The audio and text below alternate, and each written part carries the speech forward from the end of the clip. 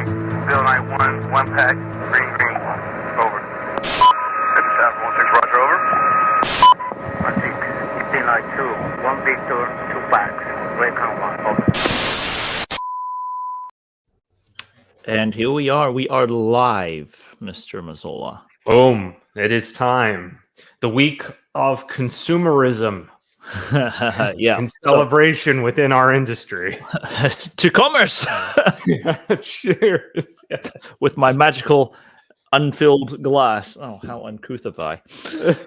So, this year, Josh and I, we were not at SHOT, but we have been closely paying attention to many things, including some of our awesome patrons who have been slipping us little messages. And it's funny because one of them ran into Ian at one of the booths that he was visiting and kept on taking these selfies with Ian in the background, and he would send it to me and I would like text it to Ian right away. It's like, oh, we've got spies, Ian, we're watching you.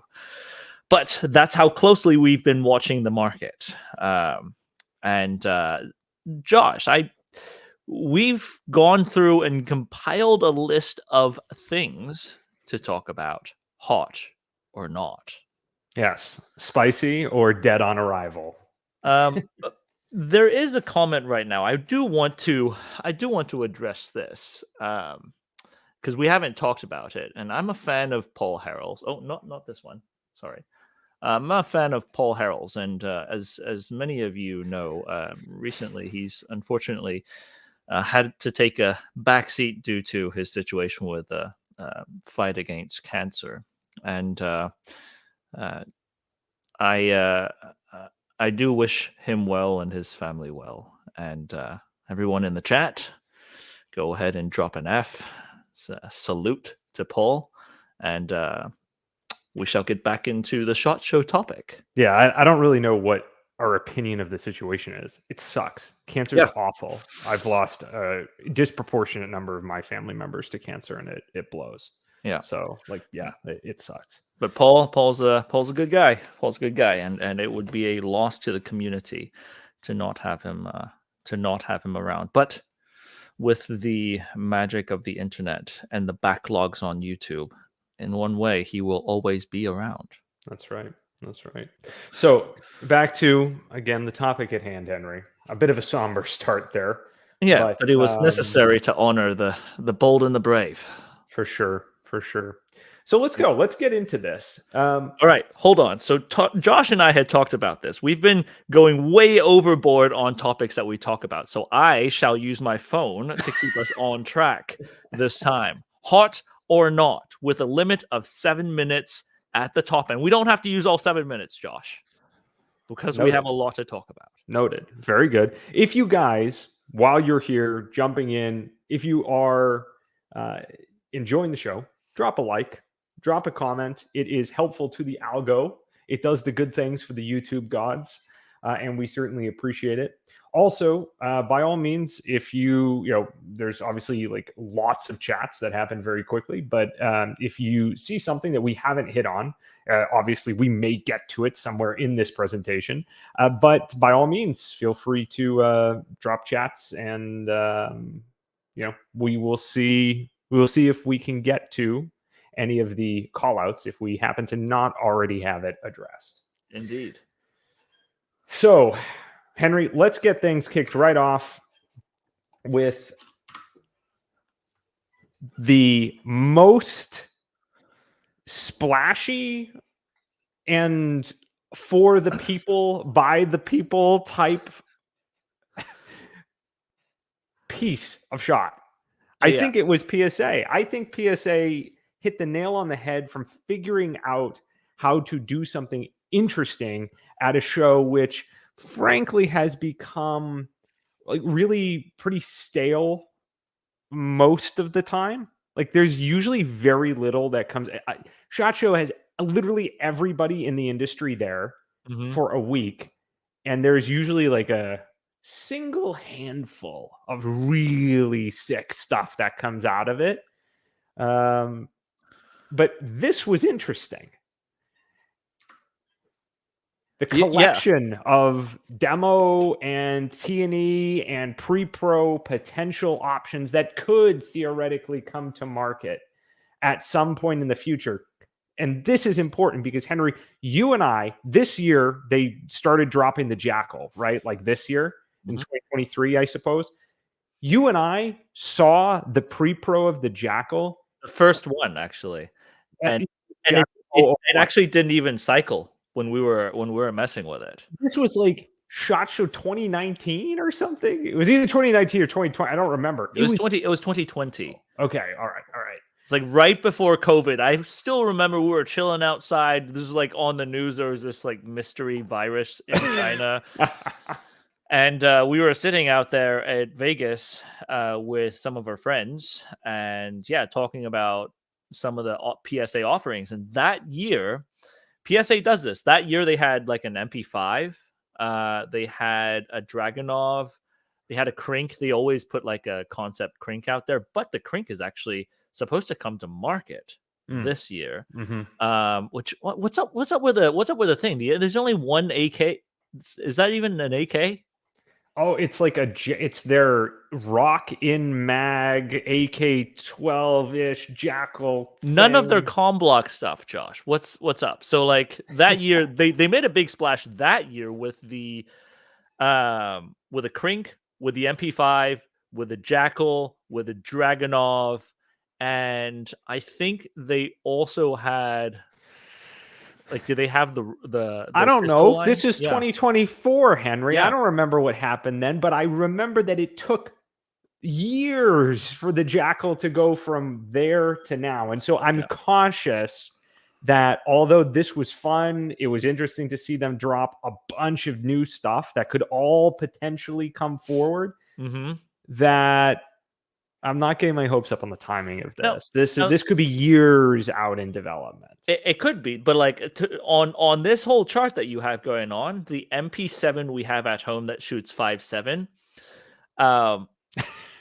The interesting thing that PSA has done in the last 2 years, I think, as long as they've had their 5.7, the Rock, I think they call it, as long as they've had that.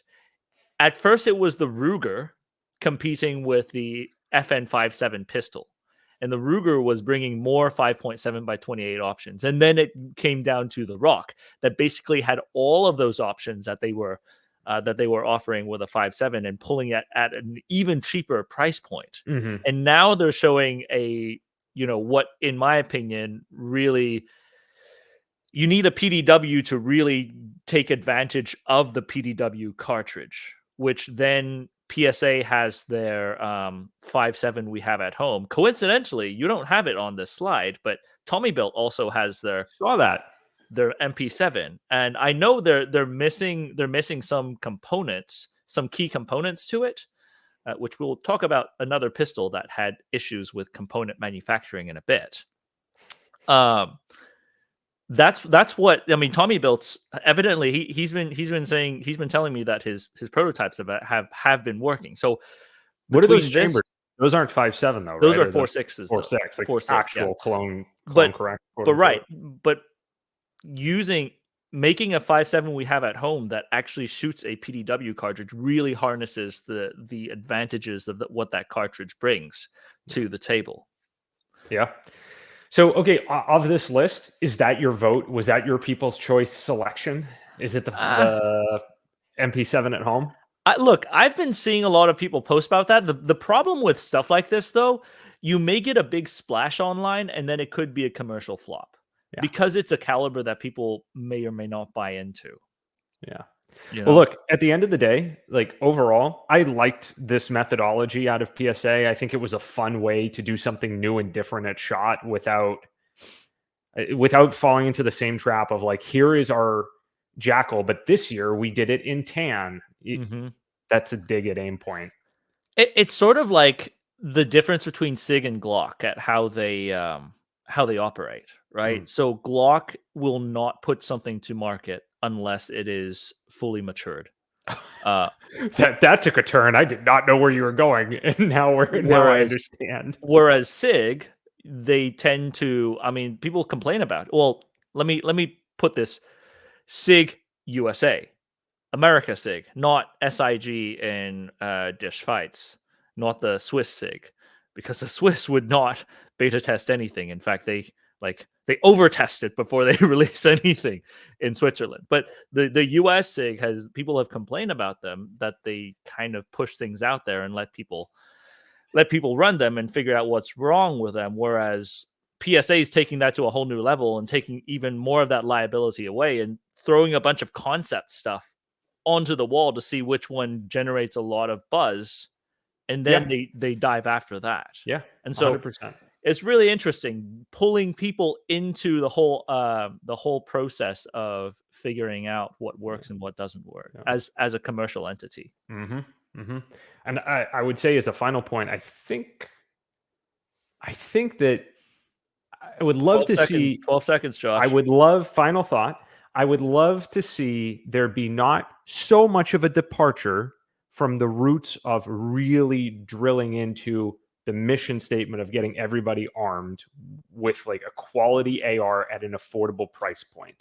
So while this is fun, was that a kettle? Is your noise a kettle? No, it's a UFO sound. Anyways, my kids love it. So again, I love the idea and where they're going with it.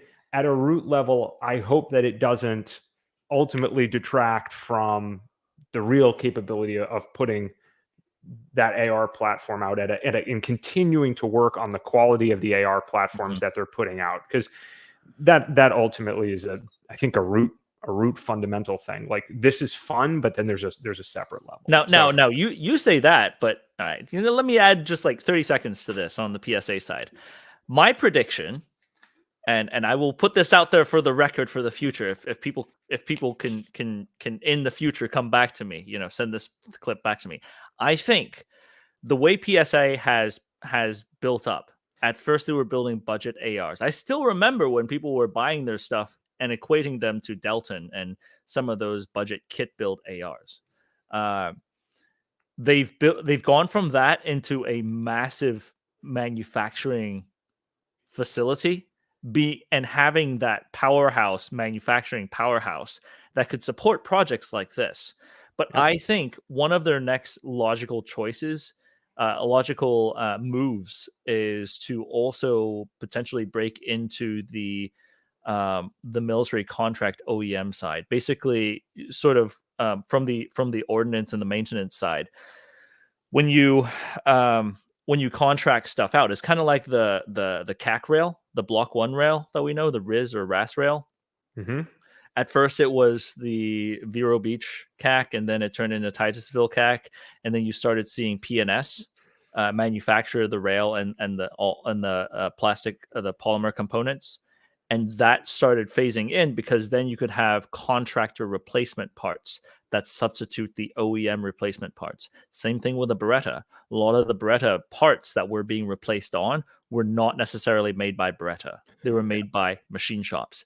You can do the same thing for any weapon systems. I feel like having that manufacturing capacity, they could grab hold of certain contracts like that. And if they were already making, let's say, firing pins, bolt carrier groups, bolt heads, things like that, easy transition over. And there's an entire conversation we could have separately about manufacturing and stuff that we know about manufacturing from our actual other jobs. Sure. And how those things carry through to having consistent things running through your lines, and how that But I think if they do get into the government contracting side, they would then be able to further offset the pricing that goes towards their civilian offerings. And I think that would build towards their mission of lowering the price of admission into a quality product.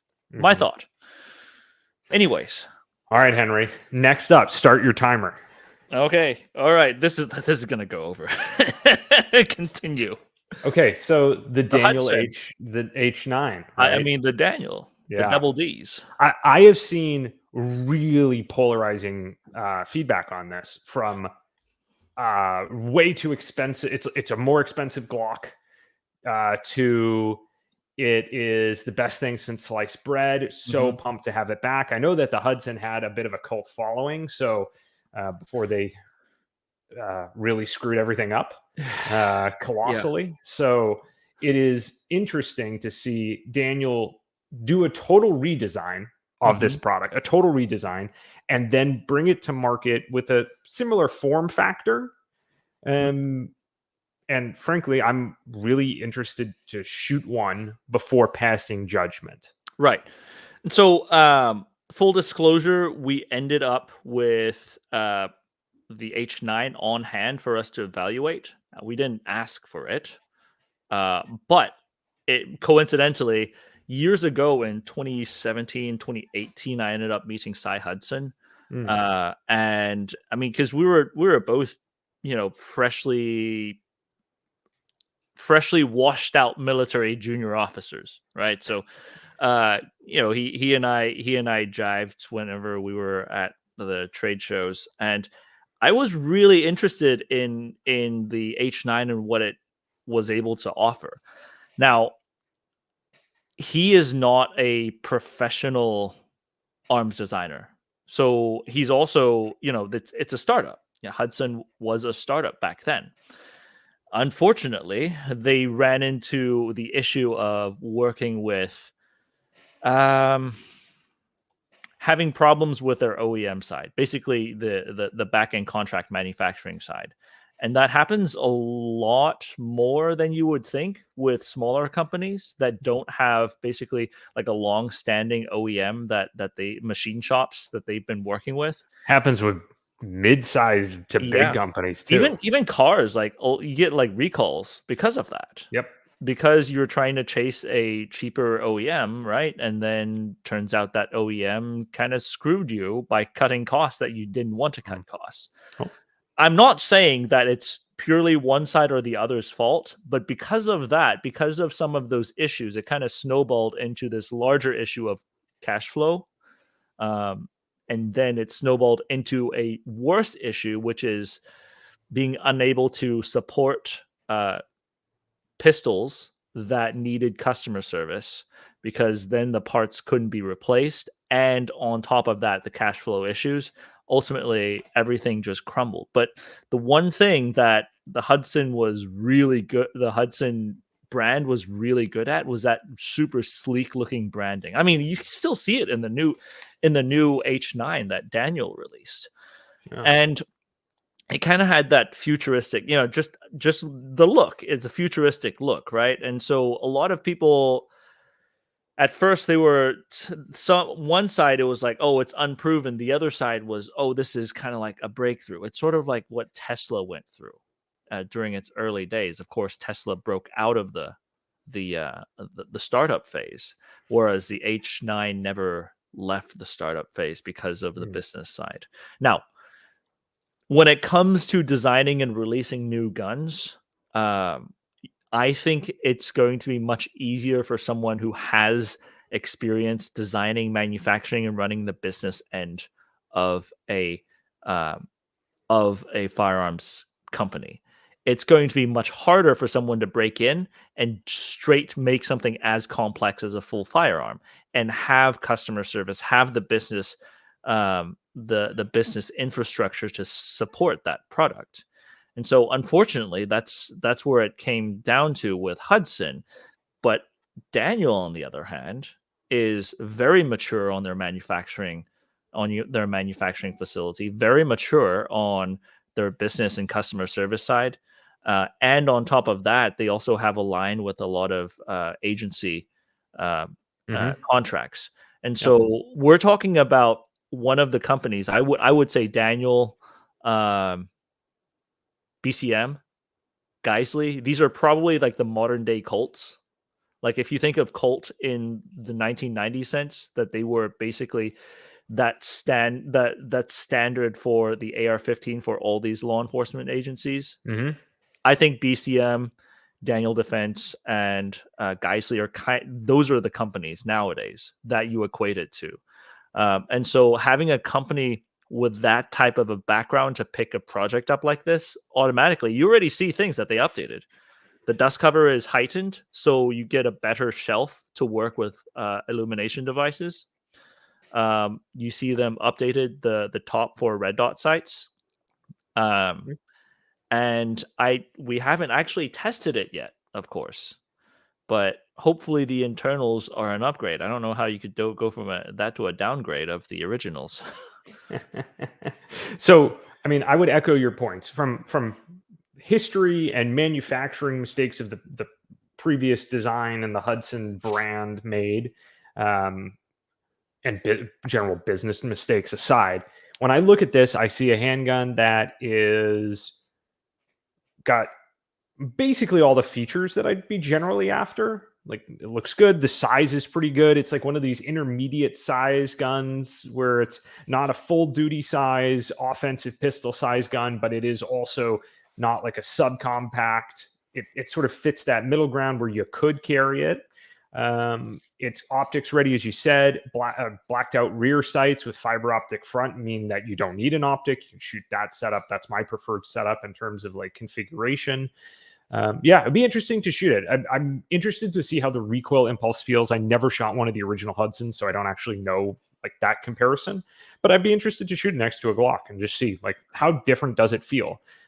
Obviously, we have like every handgun shot basically everything at this point. So, you know, the Shadow 2 is in a similar price bucket as this, and the Shadow 2 Compact exists. I don't know how the weights differ on those, but that's also something that comes to mind in terms of like, you know, I'd be cautious.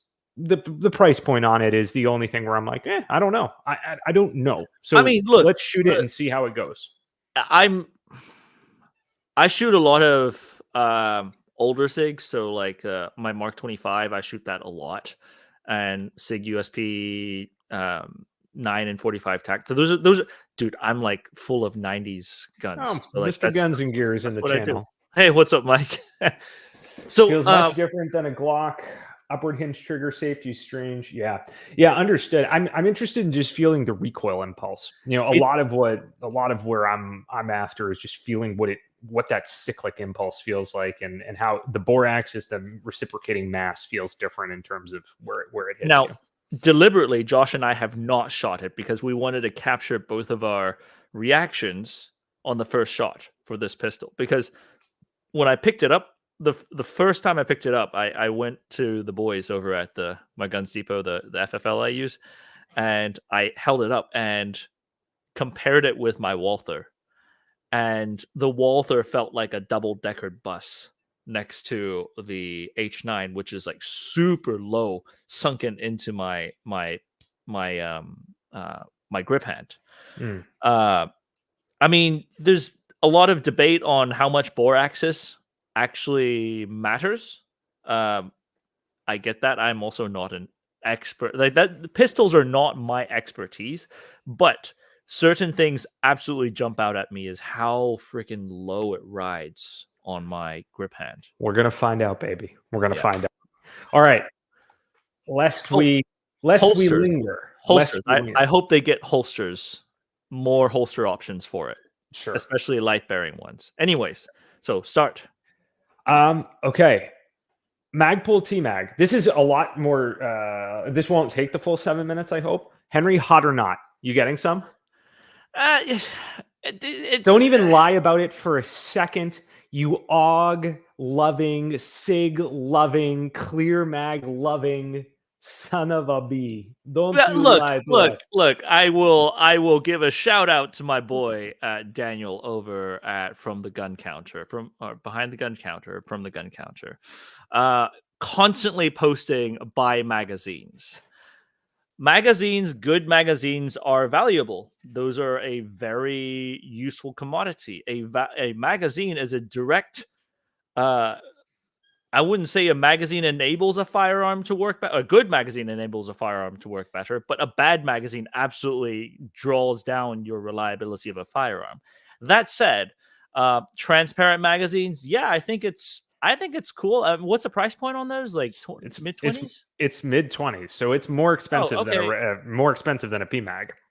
Yeah, a $15. Yes, it's more expensive than a $15 PMag. So like I think people, even if they just buy one or two of them, they probably will buy it. And then just for the vibe, right? Weirdos like Josh and I who are probably going to go out and buy a full combat load of these things to test.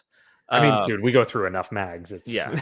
But I mean, look, it's like you said, you know, I shoot a lot of AUGs, I shoot a lot of SIG, SG55 series SIGs, not like the MCX SIGs. So, I mean, transparent mags, yeah, they're cool. I'm surprised it took so long to come out with one. I don't know. I've the number of like I like Lancer as a brand in general, but I don't own any of their. I mean, like I like it insofar as like, yeah, oh, sure. I've seen their mags die at matches before when people are like leaning them on stuff, like the translucent stuff. No, so I mean, part of it. I don't know. So you and I are in the polymer business. We know that colored polymer is easier to mix in glass filled reinforcements. So that's one of the big draws to a colored mag is that you can actually reinforce the polymers a lot easier. Mm-hmm. So I know if you do it wrong, you know, the older first gen CZ Scorpion Evo 3 mags, not the best. Yeah. So I would, like earlier when we were talking about a Glock-esque company or a SIG-esque company, SIG USA-esque company, specifically delineation because SIG Switzerland uses clear magazines. P-Mags and Magpul tends to release more matured products out there. So agree. I would imagine that this is going to be solid and good to go. The real question is like, do you actually need to go buy this? Like, no, not really. Not unless you really like the look of it, and maybe then you get like one or two. But I'm also not in the business of telling you how to spend your money. So I would say overall Magpul this year, I didn't love Magpul's offering was like kind of like a weird Mo stock thing. Precision, not precision stock thing, and this. And maybe did they do the CZ mags this year as well? Like maybe the CZ Evo mags is a good thing, like from this year. But like, I mean, look. This is the way I see it. Like Magpul is like it's like a toilet paper manufacturer. Do you want them to come up with something exciting like in the toilet paper realm? That's not great. But if you come up with something that they have a great matured product line. Yeah. Tons of options. You can basically go get everything you want. So again, in terms of this show specifically, whatever. Wasn't now the youngsters out here, I mean, you guys may not remember, but I still remember when Magpul was making the actual Magpul tabs that went on the bottom of magazines, that the rubber things that clipped onto the Stenag mags for us to use. I actually still have some of those too. Yeah, me too. Yeah, I mean, I use some of them on my G3 mags now. But every year, I mean, it's just been the stable. It's been a stable production. It's been a stable development, which is good for Magpul. Henry, we did have a super chat come in earlier in the show. I'm going to find it, pop it hot, and then I will.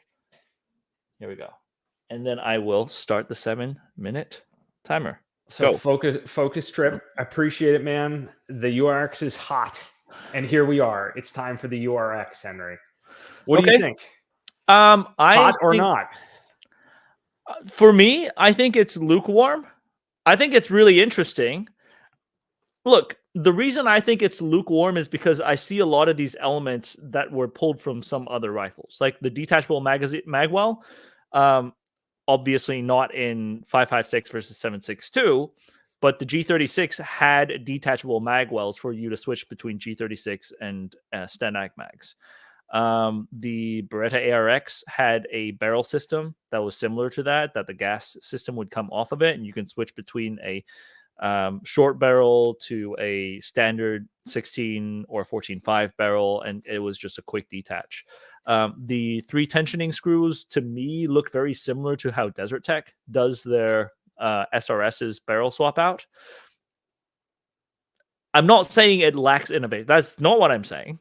I'm saying it's interesting seeing all these things combined and get put together, right? Which, that's not a bad thing.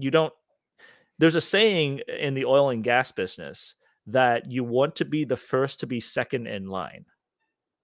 because you don't want to be the first in line in the oil and gas business. Typically runs into all the problems, and then the second in line figures out, oh, these are the issues that guy made, and they start working off of some of the solutions that were made by previous companies. So having these elements come from pretty matured products in the past, and seeing the hype and failure of the ACR, I see this taking a lot of those stories and putting it into a product. Now, that said, I think their competition is going to be very, very difficult in the civilian market, because things are very, very cheap. These things that can do this, are very, very cheap. So that's why I'm saying it's interesting. It's lukewarm. It's definitely not cold, but it's also not like white hot. Yeah. When you and I were looking at this to me, like, we looked at it and we're like, okay, this would have to be, I'm trying to find the use case for this. I'm trying to find where this fits, because it's an expensive rifle, right? It's $2,500, but that's also not like, this is in the same vein of like ACR, SCAR, or whatever. Like, that to me, the price point isn't that crazy based on that. It's still very expensive though. And in a world where you can go get a plethora, to your point, of other rifles that will be able to practically achieve the same thing while you're using it, it makes it very hard to compete. And then you get into a conversation of like, okay, where would I see this being utilized? Maybe it's easier to SBR, because you can get a short barrel, buy a short barrel, drop it in, not dissimilar to the SIGs, right? Like the spear platform. I would say on that note, like, to SBR stuff, it would be useful if you were using one stamp and you could switch between 300 blackout and 5.56, rather than long barrel and short, or just like one long barrel and two short barrels with a caliber change. So like, I think that they built some of that stuff into it, right? Insofar as the receiver, the serialized part is just that like upper chunk, and everything else can be interchanged. I think that that's really cool. But when you look at how much you would have to invest to be able to work between different platforms, it's like, yeah, I don't know. It's tough. I think that they're going to have a tough time. There is PWS, sort of like sycophants and cult fanatics who will undoubtedly buy this. The idea that it can go from 308 to 5.56 is pretty cool. I mean, I like that as a general thing. Like, that's cool, but I don't know how frequently I'd be like, okay, like, now I'm going to set up my gun for 308. Okay, like, let me change it out and set it up for 5.56. Like, in many cases, I would probably just have a 5.56 and a 308 separate gun. I think you and I were talking about, and you brought up that you think the biggest make or break for this is going to be agency and gov sales, to see if that could support it. Which to get some sort of like legs behind it in terms of adoption of a system, because the system as a whole is cool, but you're having to like switch to this entire new system. The issue with the whole like barrel change system, unlike an AR-15 that you could just swap the uppers, with an AR-15, the uppers are so freaking cheap right now. It's probably the upper is probably, with handguards and everything, is probably the price of the barrel assembly, especially during first rollout. But then your AR-15 uppers also have the optic already tethered to it, so you could slave an optic to the upper and basically just drop and go. I'm not okay. So people are gonna think we're poo-pooing the project. No, it's really cool. It's really cool. It just comes down to like whether there's going to be a commercial entity to support the sales and continue this project, because PWS makes decent stuff too. Yeah, like it's really nice stuff. Yeah.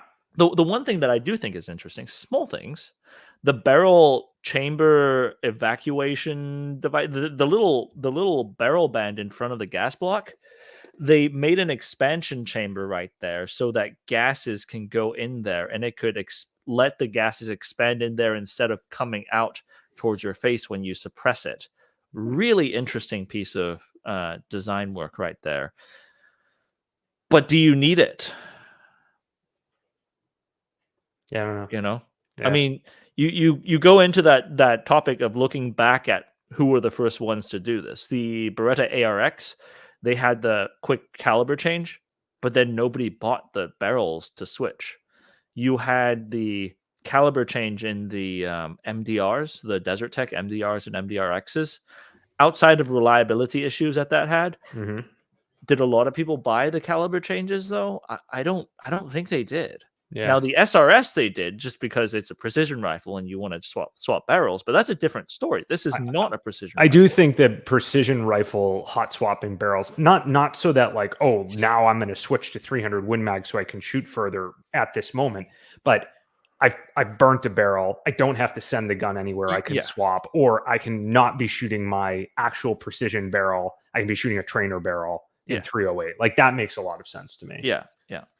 Oh, we are up at 7 minutes. Any last words on the URX? Nope. I really hope that it works. Like, so is it hot or cold for you? No, I am in the same exact boat as you. It's like it has the option if it hits something good, if it gets picked up by some sort of some sort of gov contract where they want to be able to kit out a modular setup, I think that this could do really well. Yep. Talk about a pivot. All right, let's go. All right, 7 minutes on. We have a pair of, it's a Tomcat, and what was the other one? The 22. The 22 is a Tomcat. They're all like felines. I forgot what the other one. We have a 32 and a 22. But this hilarious enough, talking about PSA like throwing it to the people to make their decision. This started off as a meme that someone made online. I don't know when. Was it April Fool's Day that someone did this? I don't know. But they asked Langdon to make a basically put an RMR onto Beretta. It's not 30. This is a 30X. 21, right? 21, and then the other one, the 21's a 22 caliber one. I forgot what the other one was. We're working on this. In fact, this like chewed up Josh's hands quite a bit. Oh yeah, there's the video in the teaser for 2024 where I forgot I was holding a sub. I mean, look, this is like, to me, it's forever. This is a hilarious pistol to own, just because it is the Cricket from Men in Black. Especially like when you hold the little 22, like that thing is so small. Yeah. So on this, like obviously this is, if you are here because you're a like practical, I have my AR-15 and my Glock, and I'm getting plates and I'm dabbling into the idea of a PVS-14 and sort of the we'll call it the T-Rex Arms model of gun ownership. This is probably ice cold for you, but this is a lot of these are interesting. It's the 22 version of the ones we were shooting was actually like fun shooting gun with the suppressor. These things are a lot of fun to shoot. It was actually fun shooting. The 32 was still like uncomfortable to shoot because you're shooting like such a small gun. I also put a full length Tyrant 45 on that thing for you to shoot. This is like the worst suppressor to put on one for you. So I could put the little like short Tyrant 9M on it. That's actually human size, like the 22, and then we can get your opinion on it as well. Yeah. Look at I never looked at the trigger. Like, look at what they did with the trigger. I know. I'm interested if it's because when you go to when you actually have it cocked, if it like really straightens out, or if it's because it's so small, they're trying to get it so that you can actually grip it and pull the trigger at like a decent place, as opposed to like. Now I'm wondering this. You see how much travel it has? Yeah. I'm wondering if it's giving it more leverage by changing the cocking angle of it. Well, because it's such a small gun, I'm assuming that your hand is already going to need to be gripping further onto the trigger. So it's actually quite interesting. Yeah, I mean, the other thing, with the RMR on it, traditionally the reason it had a tilt barrel is because there's not a lot to grip onto to chamber around.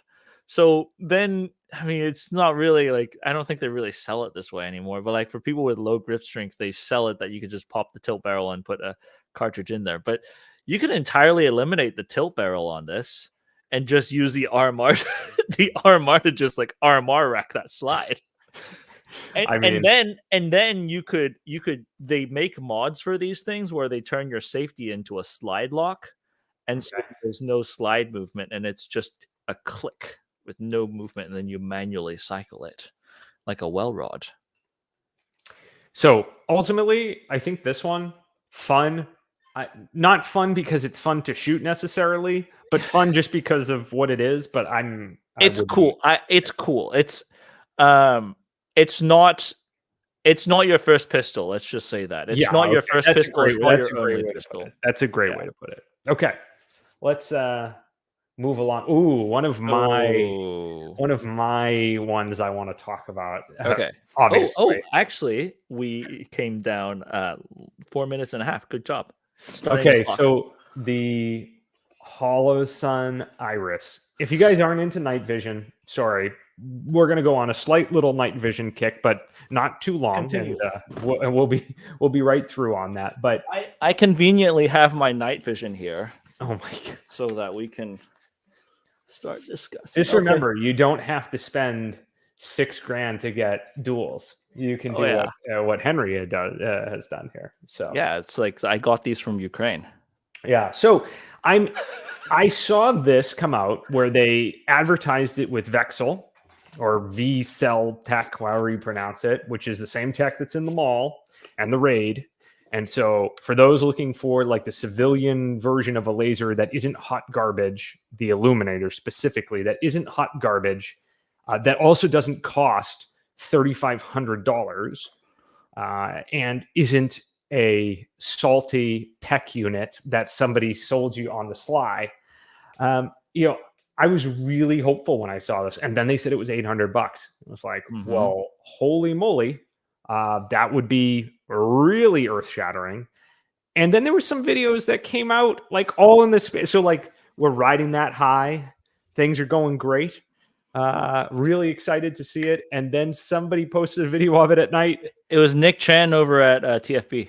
So shout out to Nick. Got it. And well, it didn't look so good. Yeah. So I still don't understand exactly how the mall's Vexel is able to sidestep a lot of the basically. Okay. So for people out there, yeah, I will put this into more normal person context, not night vision enthusiast context. The mall is a really expensive night vision infrared flashlight, essentially, that you put onto your rifle. The problem with these infrared devices, with using night vision, traditional night vision, is you need an illumination source and a laser if you want to shoot it not passive. Which means you have this device on your rifle that illuminates a target. Now, the FDA controls how much of an output, a laser output that you could have. So traditional civilian legal night vision devices are absolutely horrid. You cannot, it's borderline unusable past 20 meters, I would say. Yeah.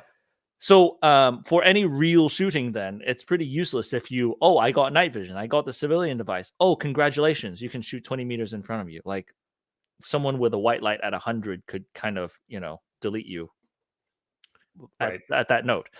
So then you have what Josh said off the books stuff is stuff quite literally found its way from a law enforcement agency or the military into civilian hands.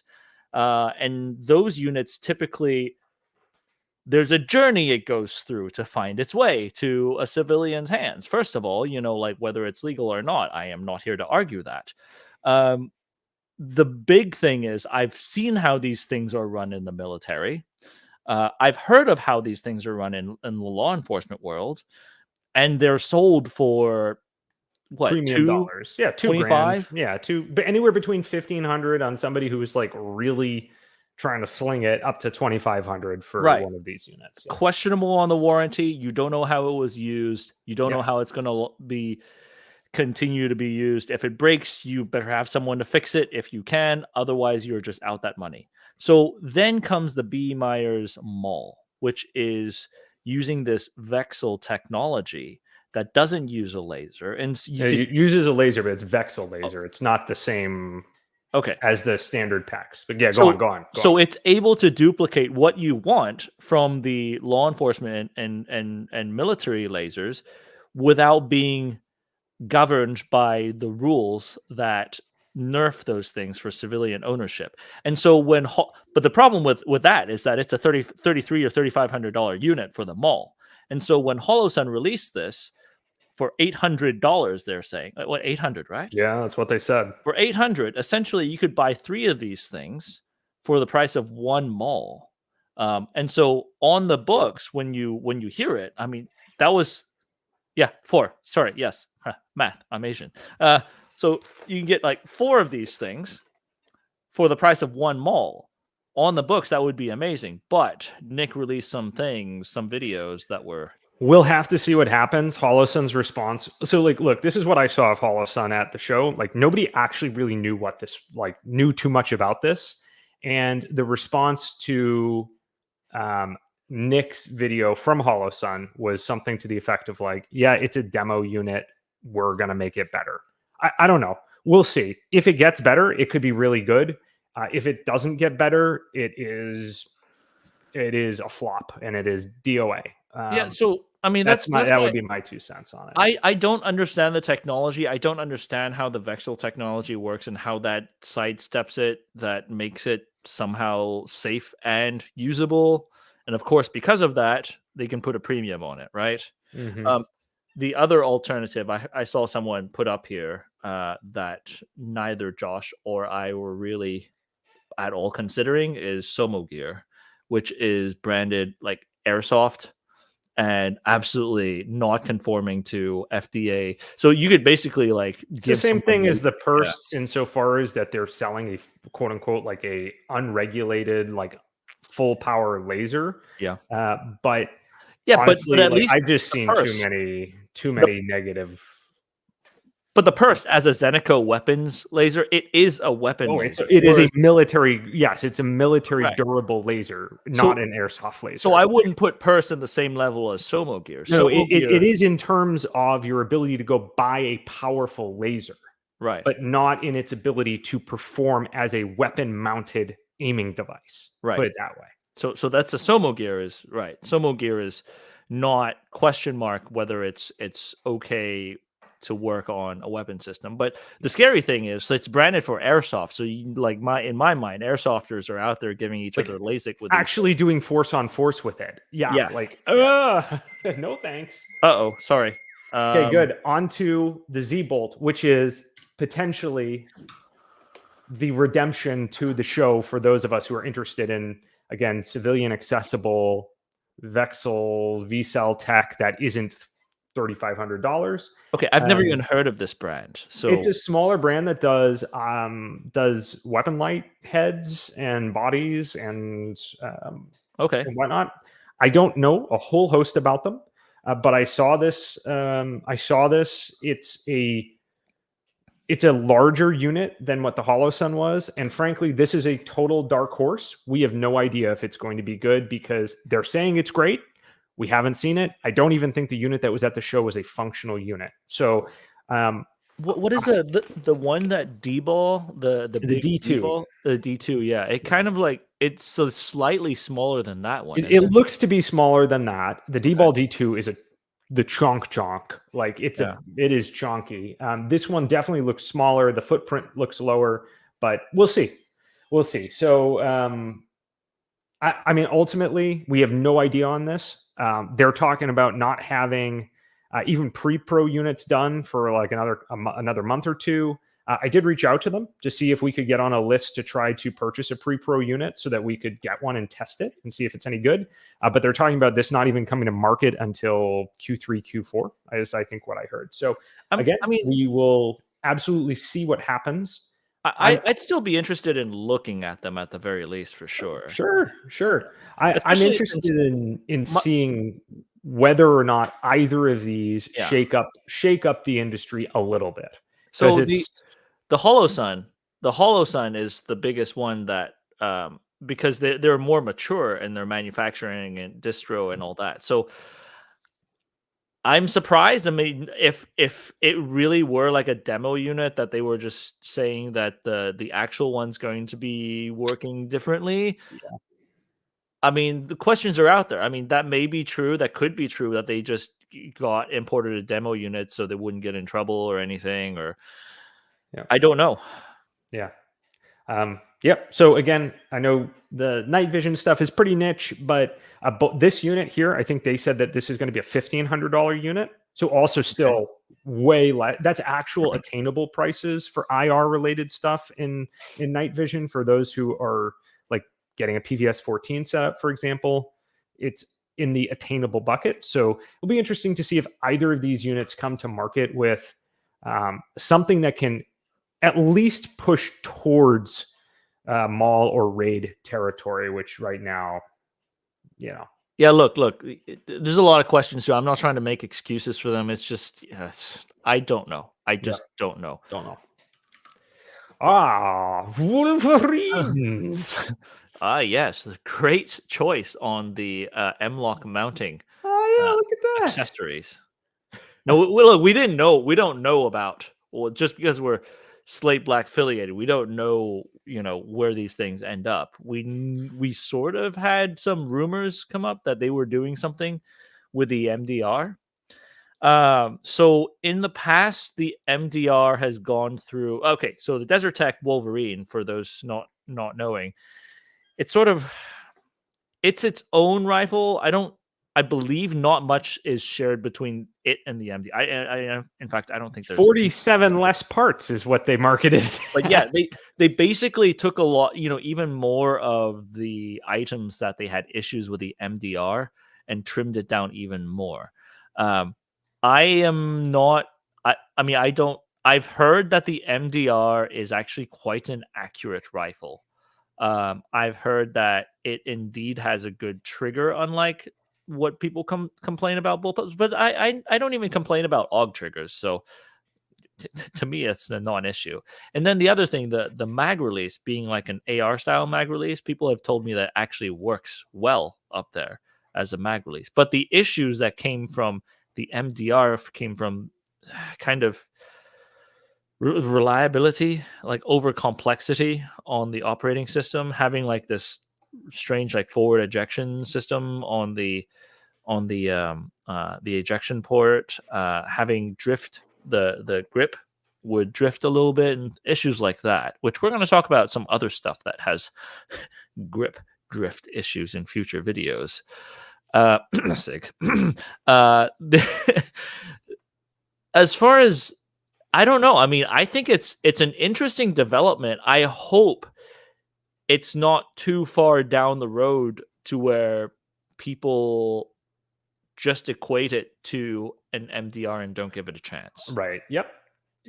I mean, again, conceptually really interesting and cool. Bullpups, not necessarily my jam, but I know that you have tried very hard to change my mind on It's not. I'm not going to change your mind that it is better on the performance shooting side.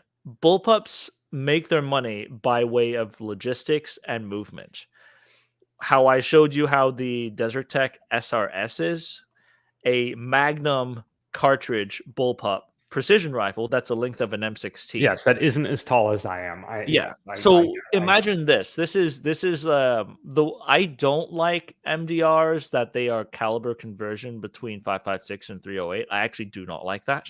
I wish it would just be a small cartridge or intermediate cartridge. But in this note, a 7.62 bullpup, it looks like a 16-inch barrel, but imagine if it were running an 18-inch barrel with a suppressor up front. Mm-hmm. In a package that is smaller than an M4. Yeah, right? I mean, yes, it's none of this is lost on me. That's the cool thing. To me, that is the cool thing in using this as a designated marksman rifle, much more so than using this as like a battle rifle or an assaulter's piece. Like, I think that is far more interesting to use this in a marksman's role, especially because bullpups are also really well balanced. And so when you put yourself in these really strange positions, if you have a well-gassed bullpup 308 or 6.5 Creed that could punch out to 800 no issue, if it works, I'm saying it would be really neat. I agree completely. I would be interested to shoot it and see what the deal is before making any haters out here. Look at this. I love the Oh, interesting. People are talking about the VHS 2 quite a bit. What are you saying? Well, I handled one recently at Full F and Auto shop. Oh, the VHS 2, the Hellion. Mm-hmm. It was surprisingly rear heavy. Interesting. Granted, it didn't have a can or a light or a lamb or a sight up front on it. Maybe that will change the balance, but it was like way rear heavy. So it's more than the AUG? I mean, I don't know. I don't know. I need to hold them side by side. But I picked it up and it was like that was, it wanted to do this real, it made curling it very easy, Henry. Yeah. So this though, like, look, guys, it's a good thing they shaved out unnecessary parts. You don't buy these things because you want more parts. This is not, that's not how it works. You don't want more parts in your firearm. Like, I don't want a Glock, and by the way, could you add 50 more parts to my Glock to make it work? No, I want the Glock to have minimal parts that it needs to work reliably. And speaking of Glock, how fortuitous, Henry. What about this? So I know that there's, Glock does their thing where they release like a couple different things all the time.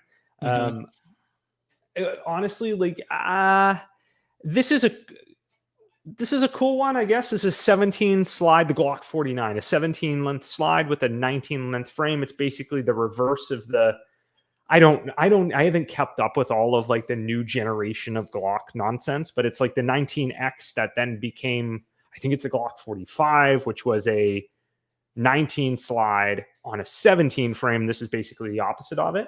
Mm-hmm.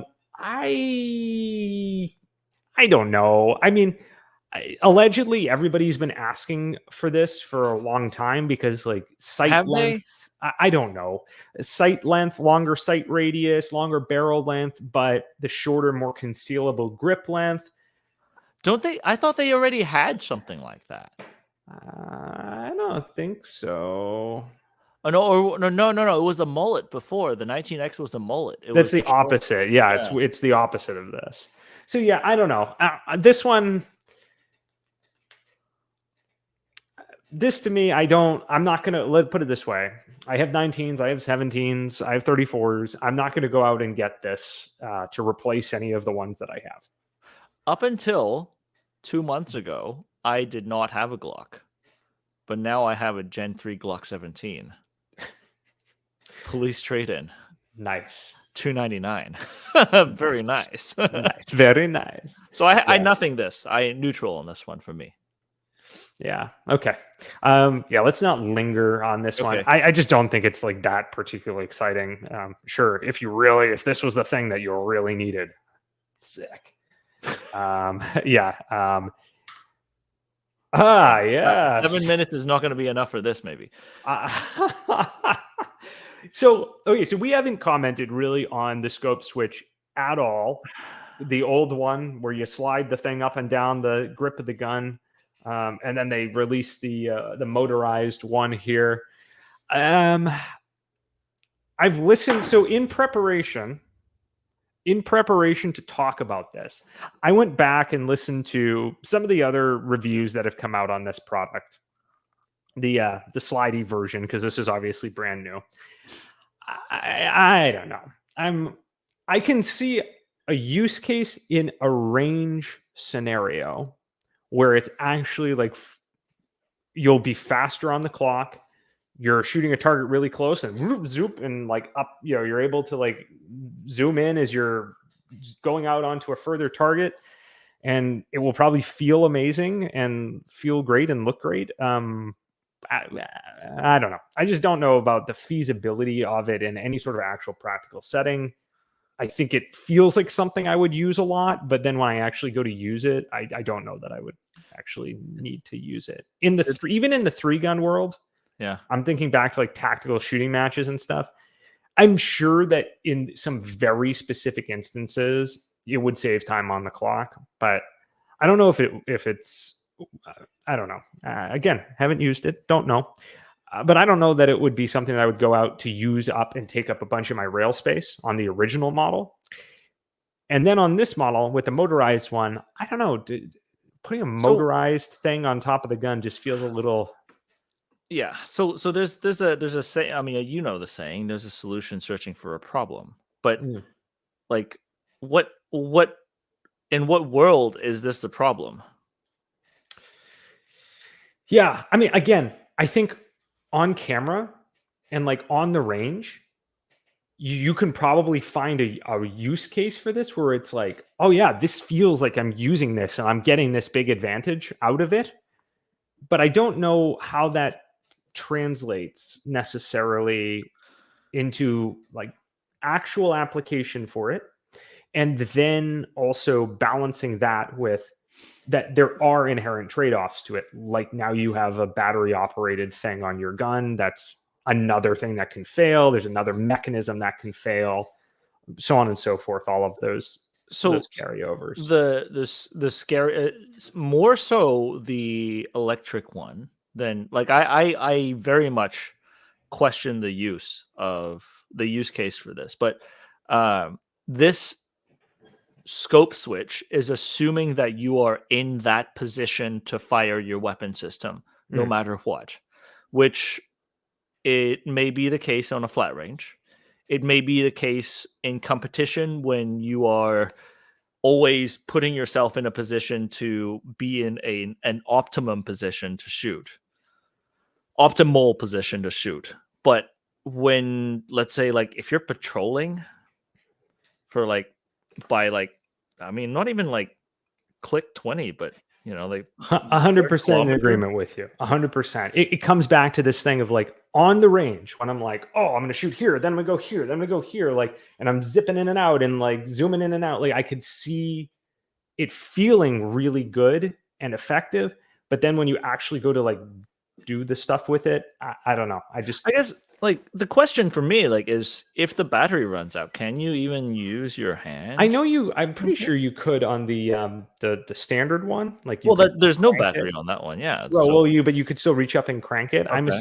I don't know on this though, because as you say, it's a motor, right? So it's like you'd imagine it has a gear that's holding it, but I don't know. I don't know. It's like some Rube Goldberg machine for your rifle. Yeah, I don't know. Like you see those videos of that guy who makes videos where like in order to cook something, he like pulls a lever and then does all this elaborate stuff, and he makes a machine that does all this stuff, and then like it just like chops the carrot. Yeah, it seems to be one of those things like, oh, you can chop the carrot with pulling a lever. I could also. The other meme to where there's like that African dude who just like looks at the camera and just uses a knife and yes. Yeah. This is kind of like that scenario for me. This is what I would say to conclude this conversation. I love the concept of trying to solve this type of a problem. I don't know that the execution is something that I find is practically like relevant or useful, but I like conceptually the idea here. And I like where they're going with it in terms of like, yeah, try stuff. Try it. See what makes sense and what doesn't. And then the marketplace will dictate whether or not it's a usable product. I would, unfortunately, when you look at how much innovation actually takes place in the gun industry now, there's like very little all the time. And so it's interesting to at least see people having a go at doing something different. The thing that the sad thing is that when they released the original scope switch, I think it lasted 2 weeks and someone copied it on Alibaba in China and sold it for like 1/3 the price. Yeah. Yep. No, I know it sucks. That part of it sucks, right? I mean, like, then brings the question is like, if it's so questionable for us to, if it's the item so questionable for us, like, who in Alibaba is trying to clone this thing in China and sell it for even less of a profit. Yeah. And how many of these are stuck in the warehouse right now that we can use to meme it, right? Yeah, I So don't know. I mean, it's I'm with you that innovation is a thing, but you know, I'm hoping that innovation could be tied to R&Ding with people out there like competitive shooters and law enforcement before they bring it to market. Because Brass Facts did a pretty good job with this one. He summed it up in one real like cherry on top of the cake type of assessment, which is how many of you are good enough shooters that you need the extra magnification without breaking your grip or making any modifications to your stance, right? Like, I need more magnification right now to take this shot. And you're also able to hit the shot without taking a more advantageous supported position. And the answer is probably almost nobody. Because I can probably shoot it on 1x if I'm going to shoot it standing on without having to move my grip. And I can probably have time to hit my throw lever if I actually, on a traditional magnification change, if I actually needed magnification and also had to be able to take the shot. Yep. Yes. This is all me. This is, yeah, go for it, Henry. I don't even know what this is. You just sent me this. And you're like, so this one, and you could also show the next one. So this is a Zenith ZF56, which is a roller delayed system that clops onto an AR-15 lower, basically in 5.56. Think like HK93 if it ran like an AR-15 lower. And then this is the PTR 63, which is more of a G43 back then, which is the H&K product that they were trying to make into taking Stanag mags and compete with the U.S. options in military trials back then. And it never went past the competition. It never went to market. It's basically, go to the next one real quick. Basically an HK93 that takes Stanag mags, but this is not an exact clone, and it also uses an AR-15 lower like grip.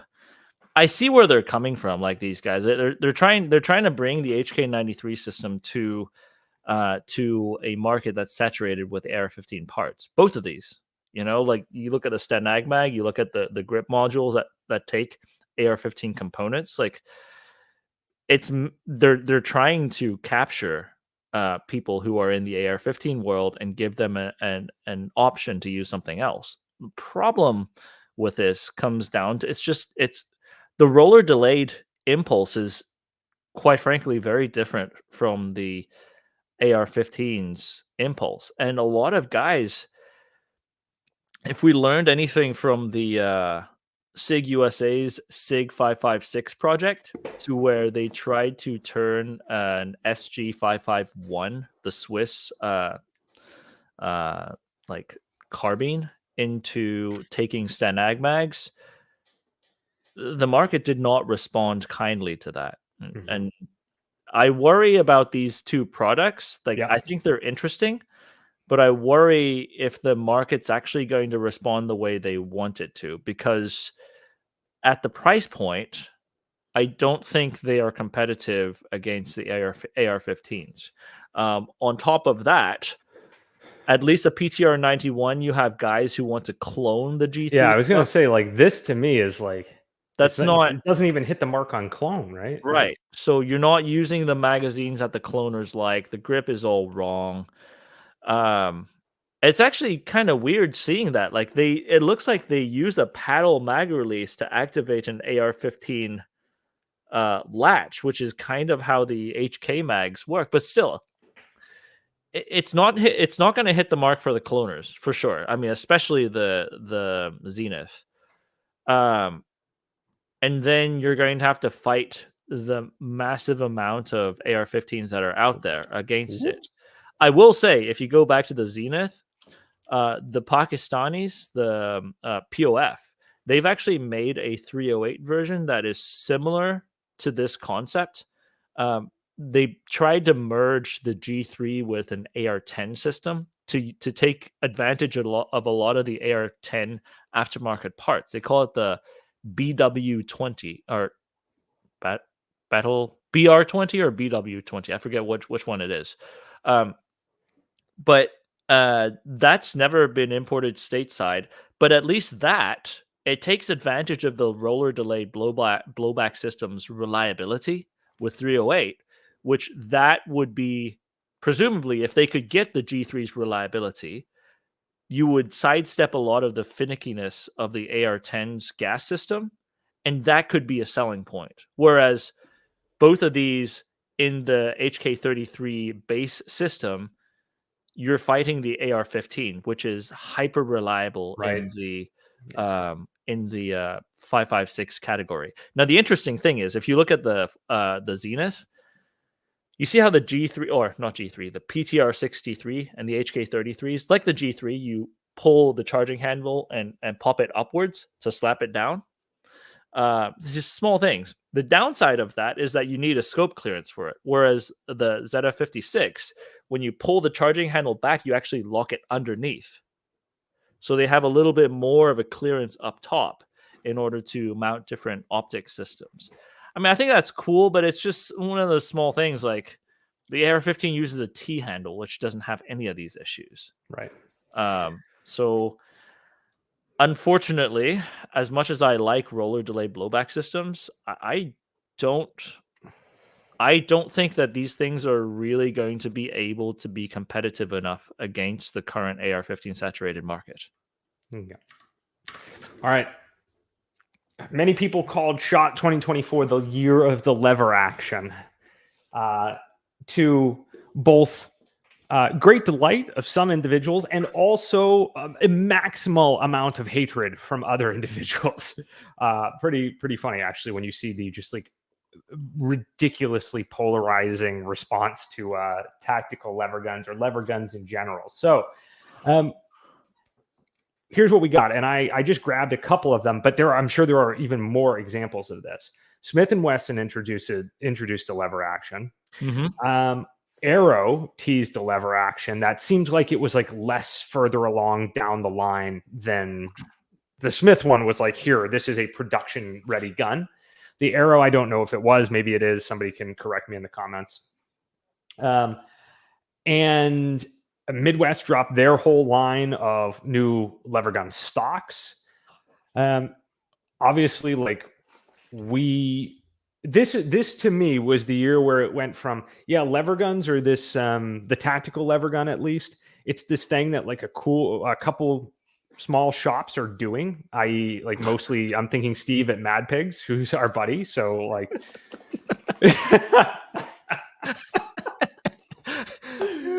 oh my gosh.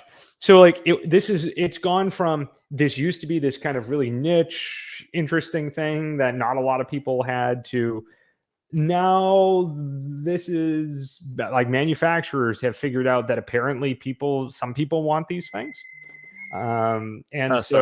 Previous timer.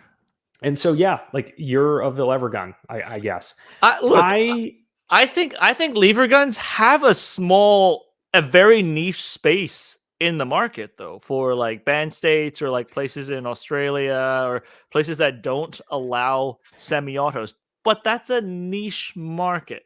It's interesting to me that the market's targeting it. I don't have a good view on exactly how large these markets are. Right.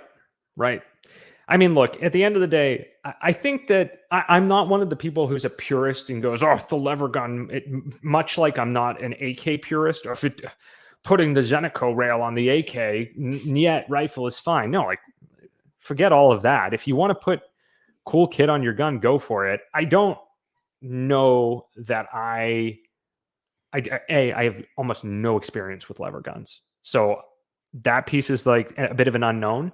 I think the idea of shooting a suppressed lever gun, it doesn't have to be totally tacked out, but having the ability to throw a suppressor on like a 38 special, 357, that's cool to me. I would enjoy doing that, and having the ability to have a little optic on there also be pretty sick. I could see that being a lot of fun. Yeah. I mean, that's where I'm at with them. I mean, you can have fun with things. That's the thing. You can have fun with things. Yep. But I will say, unfortunately, there's a reason that lever actions never made it past that particular century. But it did. Technically, some did serve in World War One. We tested the 1895 Russian contract, which shoots 54 Crazy. rim. Like, if someone is a mad lad and decides, first of all, do not sporterize one of those things. Those things are worth a lot of money. But if someone is a mad enough lad to, let's say, rechamber an 1895 and turn it into a tactical lever action gun, that would be really interesting. But there's a reason these things like are not used into this century. I mean, with lever guns, unfortunately, you have to choose whether you want to go fast and slick or if you want to handle pressure.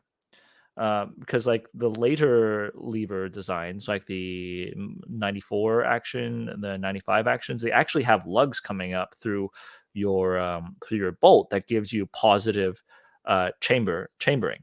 Whereas your 73s, like the one that I have, that shoots 45 Colt, that's just like a little bending knuckle that keeps the chamber locked up. So you're not. It's very fast, but it's really not able to handle a lot of pressure. So with lever actions, you're choosing between either one or the other, and then you also have a lot of screws to deal with. So I think they're fun to shoot. I actually have a lot of fun shooting lever actions, but I think it is obviously people in the frontiersmen back in the day made it work, and it definitely put a lot of people in the ground back then.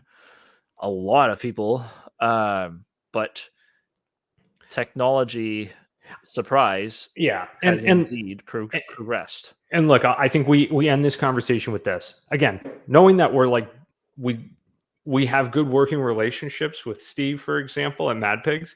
Like, I think that is the level where the tactical lever gun fits. It's some smaller operations who can do like these cool custom builds that allow those of us who are in non-banned states to have a cool item that we can go play with and have fun with, and also hit a market where I guess in like some instances, I guess you might actually, this would be the go-to option, which I freaking ridiculous that's the case, but so be it. But now I think all of the larger manufacturers like blowing this out and making it a big thing sort of like takes away a lot of the cool or fun factor from it to a degree for me. That's just me. I do know guys who like, I've seen a guy who's serious about drilling with a 357 lever action and doing like home clearing stuff. And it is actually like, if someone actually works on it, barring the need to reload it, because if you need to reload it, you're dead. It's actually really cool watching guys run tactical levers in an actual shoot house. Not that people do that very often, but it's really dude, we're gonna get one of these from Steve at some point, and I'm gonna run build drills with it. And it's I'm cool. gonna beat people's times with semi-autos. Okay, mark my words. I'll do it until I break my knuckles. I'll do it.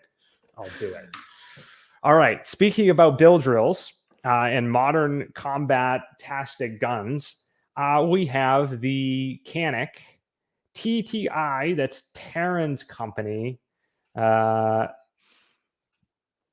Yes. If you don't like Terran's company, very well. If you don't like Terran, very well.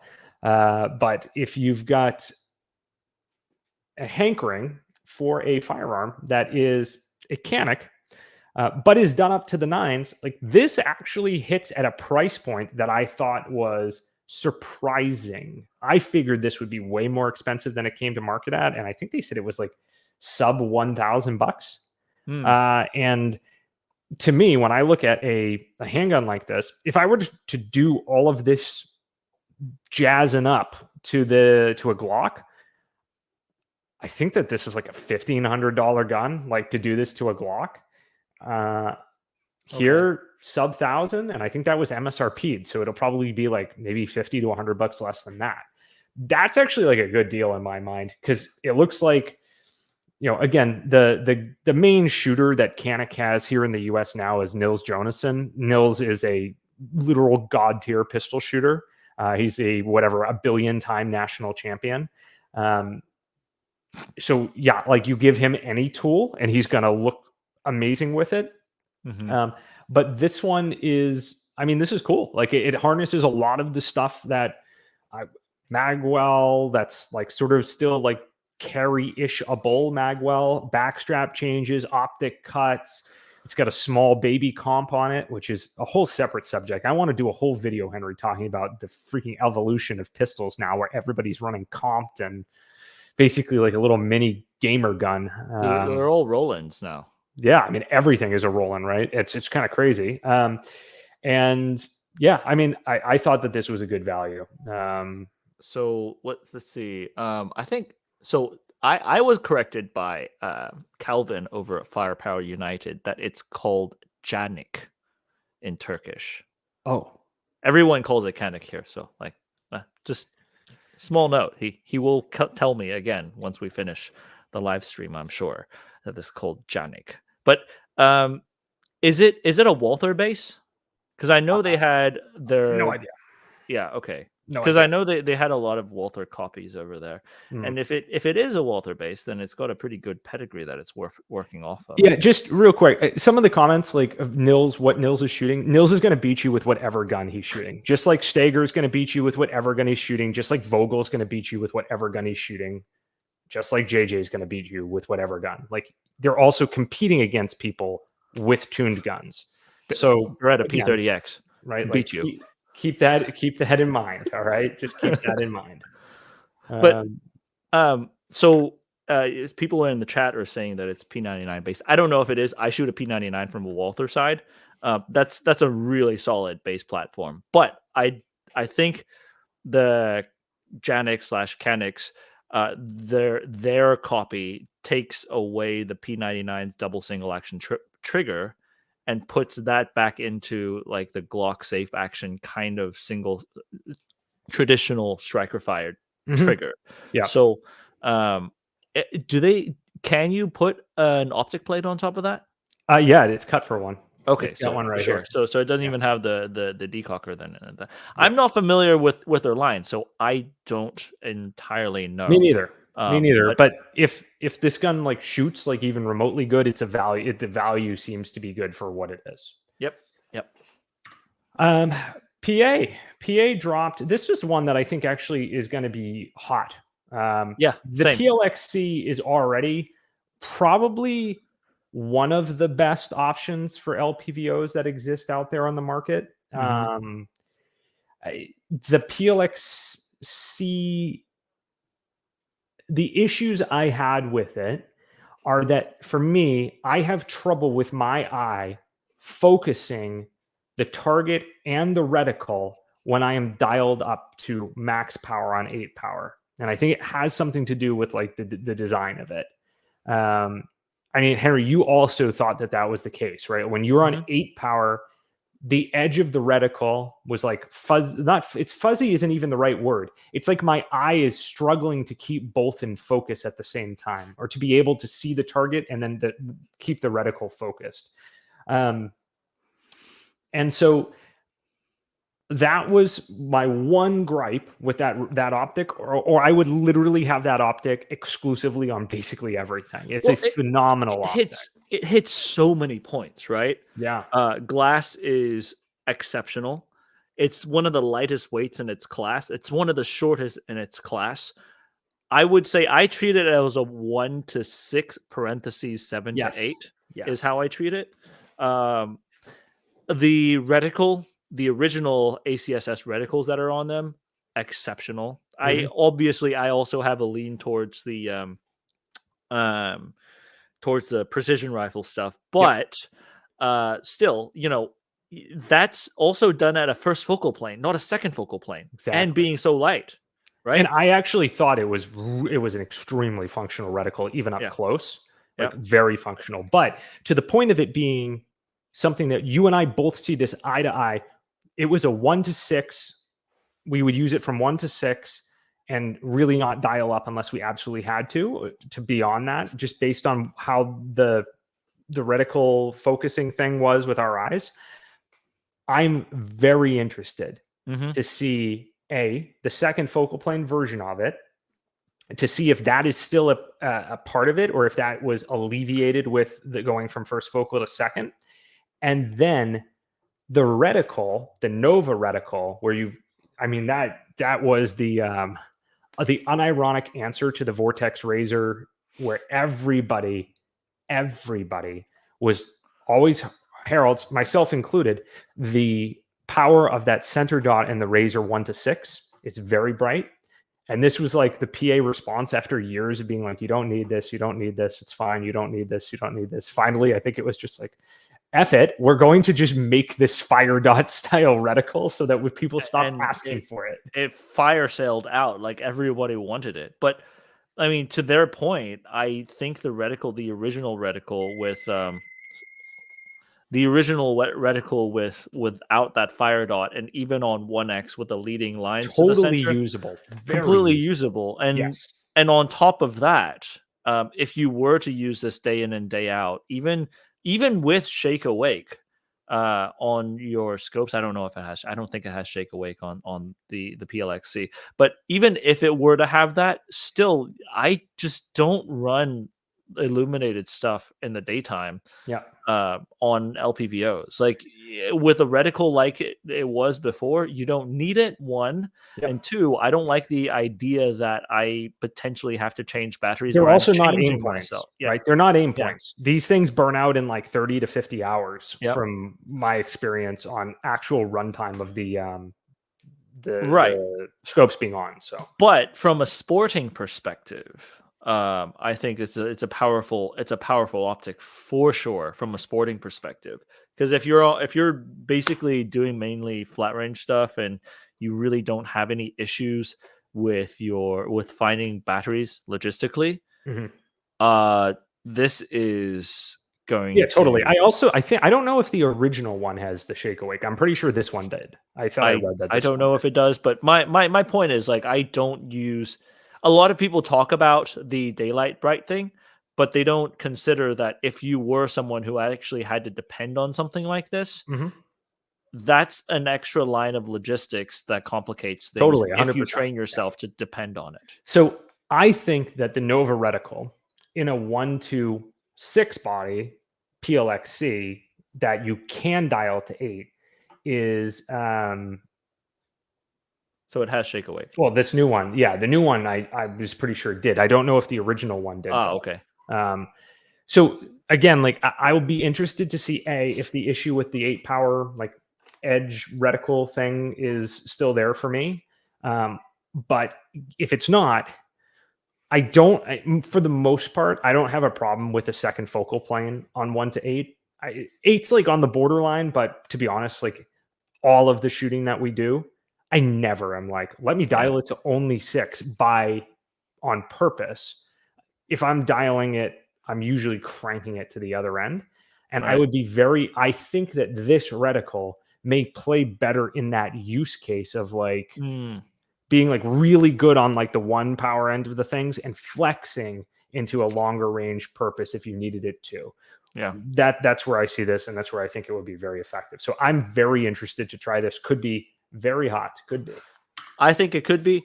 So bottom line is, previous PLXc biased towards the long range. This PLXc seems to be biased towards the mid and short range. My thought. Of course. Hot. AI. Hot. Done. All right. Next. Yep. So what is this one, Henry? This is the ATXC new model, where it's the AX short action SA is being replaced by this one. Is that how that works? The AI-AT is being replaced by this. Late last year, the AI-AT was announced that it was going to be replaced. The AI-AT is what succeeded the previous short actions, which would be the AE and the AWs. Well, more so the AE, because the AE took the AICS mags and the AT also ran AICS mags. So then you progress to the AIATXC, which is a next generation past that. So you're looking at an increased or a further upgraded chassis system that continues. I think the biggest complaint to it is that they're still using key mod.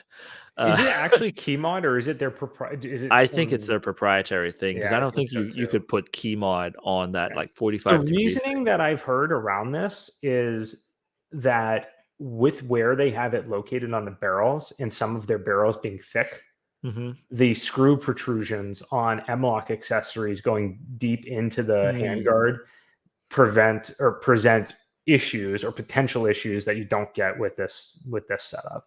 Okay. I don't actually know if that's true, but that's how I've heard it rationalized. So small things though with this. I mean, obviously, as an AT system, the action is going to be sound. It just is. It's one of the best actions you can find. They redesigned the stock. It looks like the pistol grip is interchangeable with a lot of aftermarket things. I don't know. That stock, I think, is the same stock that is on the SR. Ah, okay. So they think upgraded it to the latest. Because the AT stock it comes straight back. It has a like a piece here, Yep. right? Correct. Yeah. And then the one thing that I thought it was really interesting how they did was a magwell. Now you could by looking at it, you can see it's see-through. The other side is completely off, so you can slap a mag in and then just pop it up. So your load time is actually going to be a lot faster with it. And on top of that, they put attachment points where the magwell is, which is really interesting, because a lot of times that's sort of where you put your laser pressure pads or actuation buttons for whether it's your laser, your Illum, or anything along those lines, your enablers. Right. So really smart by putting the hard machining some of those attachment points to the side. Yep. And I mean, yeah, it's a further continuation of the chassis that still continues to carry a really, really good action to it. Now, that said, Josh, with everything, if they did M-LOK, I would welcome that. I simply would welcome that. I do think it's much more attractive. Yes. Yeah. Yes. Then you could also put slate black accessories on it, Henry, and you could have your vertical grip right on there. Run an SVG on that. Yes. It also looks like they added an arc rail on the bottom. Yes. So the SR also now comes with a full arc rail along the bottom as well. AI though, obviously, I'm a fanboy of AI. Like I like their stuff. But a lot of these advancements that you see nowadays, AI being the first company that came out with an effective chassis for general consumption and being able to uphold that quality on a mass production scale. Yep. I don't know if this is purely the case. I wonder if the proximity, location, where the company is and everything, it's stifling their innovation towards precision rifle sports. Reason being, local laws in the UK. I've seen a lot of these things. Like, these are cool things that they did to it, right?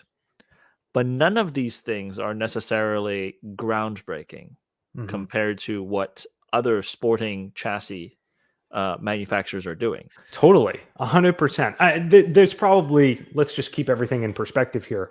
AIs are the primo of primo pricing when it comes to precision guns, right?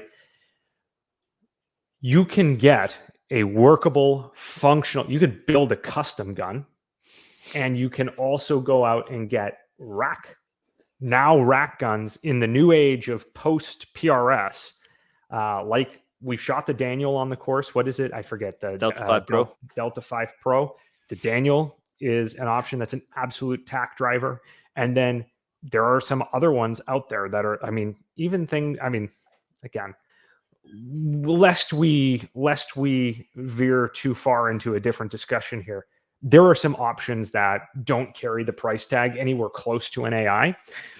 But in spite of all of that, these will absolutely sell because there is still the market for them. So it's not like they're going to penetrate into the new market of people who all of a sudden have to get this instead of get the Delta 5 Pro or get the Tika or get the, I don't know, whatever else, pick whatever else. Well, if anything, your agencies out there that spend tax dollars like it's monopoly money, they're going to go after one of these instead of a custom rifle, because when you end up, if you're a SWAT sniper, you end up in court, the other side could very well question you if you botched a shot on why did your department, that this is a huge liability. Why did your department rely on a small boutique shop to make its sniper rifles, right? Yep. Whereas this is the manufacturer that makes most of the Western world sniper rifles for most of its militaries. Well, that and Sako, I would say, are the two. That, Sako, and to a lesser extent Steyr would be the three big ones. And then stateside, you've got Barrett. Yeah. To an even lesser extent compared to the Europeans there. But a lot of these advancements, the interesting thing that I would say is these are advancements that PRS shooters have developed for a couple of years at this point. And finally, they get caught on to, I would say this is a law enforcement driven company that also caters on the other side towards PRS shooters. Yep. 100%. 100%. So. Another Henry. Josh, put this in. It's really awesome. And I'm like, I don't even know what this is. The H&R, the DOE, the Department of Energy. It's not called the DOE 9. It's one of the 600 series. I forgot. I did that to give you some little. No, okay. So, but the interesting thing is, so H&R, Harrington and Richardson, was previously gentleman here previously ran Nodax Bud, who is known for doing a lot of the old school clones of the AR-15. In fact, he did both AR-15 and AK receivers back in the day. Like, we're talking about 20 teens when Josh and I were getting into the scene, or even before that. You bought a Nodax Bud AR-15 A1 cut lower to build your A1 rifle. And nobody back then, I still remember, I bought the first AR-15 kit, full kit, demilled lower from a department, had not been touched, fully Colt and everything. Nobody wanted it back then. These clone guns that are hot these days, nobody wanted. But these guys were making it. And they were bought out by PSA earlier, I believe last year or the year before. And PSA also bought the H&R brand, which H&R was one of the contractors back in the day that also made M16s. This is the Vietnam era. And so now they're doing this full push into the clone guns, sort of giving guys like Brownells a really tough run for their money, because they're also putting H&R stamps on the side of them and doing some really interesting and rare birds. Now, the DOE subgun was that classic AR-9 that your girlfriend told you not to worry about. It's interesting, right? So you look at the classic Colt 9mm SMG. It's that 10, 11-inch barrel, right? With it looks like the Colt Commandos, but it has a stick mag coming out the bottom. The Department of Energy clones were actually quite rare, and they had that strange device in the front to where it's supposed to be able to like go against port doors and fire out of it. So it's like, it looks strange, but a lot of it was special built to do certain things. Now, is this going to sell like crazy? No. Is this going to garner a lot of attention because it is a clone of a hyper rare system that's out there that you could later on potentially buy for less than $1,200? Probably. And that's probably going to be a huge, I would say, like marketing tool almost for them to further on the H&R line. And so it's really interesting because when you develop something like this, it isn't even a lot of machining. Really, it's just the front end. You get the polymer grips. You make sure that the stampings are correct for the the front handguard retainer, and then you get the front gas block. Well, not gas block, it's a 9mm. So the front sight block machines correctly and then functional. And then there you have a very functional and interesting clone of a previously rare variety that H&R has been doing. They also, I don't know if you put it in here, they also made I didn't. the LMG, Yeah, I didn't. which is an open bolt upper that you would drop into an M16 machine gun, and it would serve as a crew serve out of a magazine or a drum. And they actually made some and brought it to the to SHOT Show this year, evidently. Mm-hmm. So on the vein of pistol caliber stuff, you remember I made that short trying to tell like Ruger to make an MP7 we have at home, and turns out they were already doing it. Like I found out afterwards that we're already doing it. I was like, oh, nice, cool, but I guess they're competing with Keltec. Does this actually, like, the barrel on this doesn't fold, does it? No, it looks like the stock folds. Yeah, so you have a folding stock. I mean, look, somebody in the Patreon asked us to cover this. This is not my jam. This is not something I would be buying. Is that a 16-inch barrel? I think yes.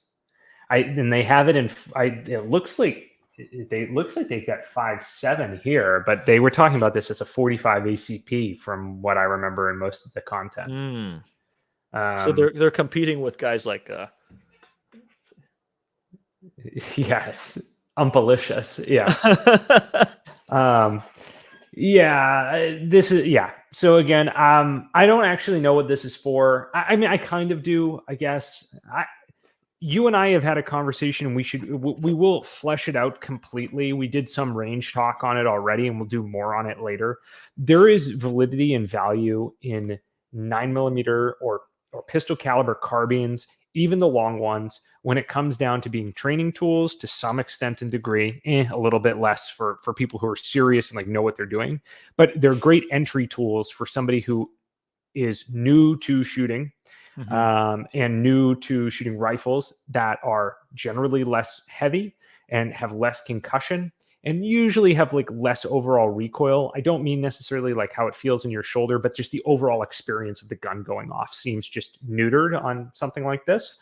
And as a result, you can get people who are less like in tune with guns to be a bit more like open to exploring it, to shooting, to starting to practice a bit, maybe going and shooting a match or taking a course with one. And it allows you to penetrate into a market of people who aren't really like gun-centric people and get them to a place of some sort of proficiency with firearms. And that is important in my mind. Josh, this looks like a high point carbine, but nice.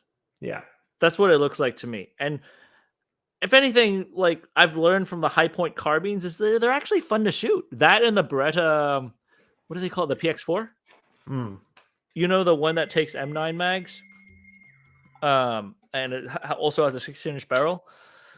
I think this is going to come down to what's the price point. Like I don't remember what if it's like either. At like a $600 to $800 range, I see this going places. But if it's at the 1200, you're competing with MP5s. Yeah. And no, this is not it's less scary because it's not an AR looking scary gun. No, you're missing what I'm talking about. I'm saying for somebody who, like maybe your girlfriend, as an example, who isn't like into guns and doesn't want a massive 5.56 fireball going off in front of her because she isn't used to shooting, this could be the good type of entry tool to expose somebody to shooting without them having to shoot a rifle caliber. It's also, I believe it's got magazine interchangeability if you have one of those pistols, if you have a Ruger. I mean, we're going off on a stretch here. I mean, it looks like it's fun to shoot. Don't get me wrong. Like you're not gonna get any flex points on Instagram on this, but it does look like it's fun to shoot. So that's why I'm saying I think it will really come down to the price point of it. I would actually take one of these over a budget AR9 if those were my options. Well, not in 5.7 brings a different element to it, but let's say like this is the same caliber, like 9mm versus 9mm. I would actually take a Ruger that was more purpose built, takes a better magazine, was kind of designed for the magazine insertion, and then also has a little bit less length in the front over an AR9. If I did not need to, if I wasn't doing the 9-hole reviews project and I was purely looking at something very, very usable, but still I would, with an MP5, I would still choose an MP5. And like now this is kind of like passive. Yes, or of course, Henry. Thank you, Mr. HK. Yes. Yeah. Final words on this. Like, yeah, no, this wasn't a sexist comment. No. Henry and I have active, direct examples of this being the case in our life. So like, yeah, piss off about it. I mean, come on. Yes. Hux Ventum. So they just released the 7.62. They just released the 7.62 like 2 months ago, something like that. And now we've got the 5.56. I love this from the perspective that it's hub mount. If you're not into suppressors, yeah, like this isn't going to be for you. But this one is pretty awesome for me. Because unlike you, I don't have a bunch of Hux muzzles, right? I have a bunch of chemo muzzles, and this would let me run my setups basically with a Hux flow-through can, which is pretty sick. Yeah, so this is actually like this or the 7.62. I'm like actively considering actually just getting. Yeah, look, the can itself is amazing. I run two of them. Hux Flow 5.56 and the older, which is still OSS branded, 7.62 Flow. Both of them are phenomenal. Obviously for the gas operated stuff, I don't have to deal with any issues with the gas pressure onto the firearm. But as far as if we're looking at this in context of precision rifles, why I run it on precision rifles a lot, they run cooler. And so I want my precision rifles to run cooler. Also, it seems to work very similar to how some of the other precision or some of the other suppressors work with my precision rifles, as in it helps with the accuracy a little bit on the barrel harmonics. What I wish I did not get so many Huxworks muzzle devices. I am not crazy about their muzzle devices. Their flash suppressors are not very effective with flash suppressing. It does a little bit, but I mean, especially not on the little Galil like shorty PDW I have. Like it's pretty much a flamethrower. But that aside, they're okay. Like as far as a flash suppressor, and then the muzzle brakes, it annoys me that it's not sealed on the bottom for the precision rifles. If I had this option, I would have done this instead of the other cans. Yeah. So again, somebody asked, what is hub mounting? So hub mounting is, there's like a series of different suppressors that all have some sort of universal mounting solution, right? Well, they all have their own unique adaptive mounting, but the threading on those actual mounts that QD onto their muzzle devices can be threaded into the rear end of any hub equipped suppressor. So if you run something like the dead air chemo system, but you want to be able to put a Huxworks suppressor on your gun, in a previous world, you would have to change your muzzle device to a Huxworks muzzle device. In this world, you can buy the singular adapter, which screws into the back of the Huxworks Ventum, and then be able to run your Huxworks can on a dead air muzzle, which is interesting. For those of us who have different cans on and different mounting solutions. So someone's saying that the titanium core on them throws massive sparks. That's what people say, that titanium typically like throws a lot. I don't know. I don't know if mine are titanium on the inside, but it doesn't. That's not how it flashes. Like you can tell when it's a titanium suppressor flashing because you see sparks coming out the very front end. That's actually not how mine. In fact, my Flow 556 is actually there's not a lot of the Flow 556 of the two cans actually handles flash suppressing a bit better. But on that note, we talked about Brock over at Brass Facts. He did actually recently publish a really cool video specifically on suppressors, and I would invite you guys to check it out because he talks about the titanium cans. Okay, this is interesting. I wanted this to be more than it was, I think. So you already know that what this is? What this is? What is it? Field observation device, something like that. It's Nightforce's foray into a spotting scope and configurable hub setup. So yeah, like the joke here is that they took their scope and said it was a spotting scope. That's what it looks like. I know.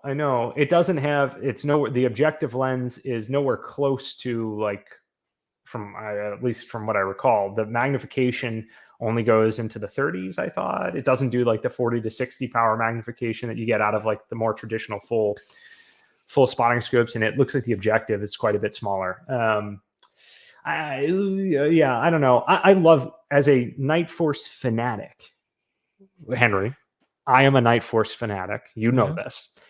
I really wanted this to be, I think, like better than what it's come out to. I don't know. Maybe there's this perfect middle ground that they found where the performance of this thing is on par with a larger spotter, or maybe like the Leupold 12 to 40s or something like that. Maybe it's going to work like that, and it's going to be another alternative to the hub system where you can run your laser gear and your night vision devices and everything else. Or it's going to be a $3,000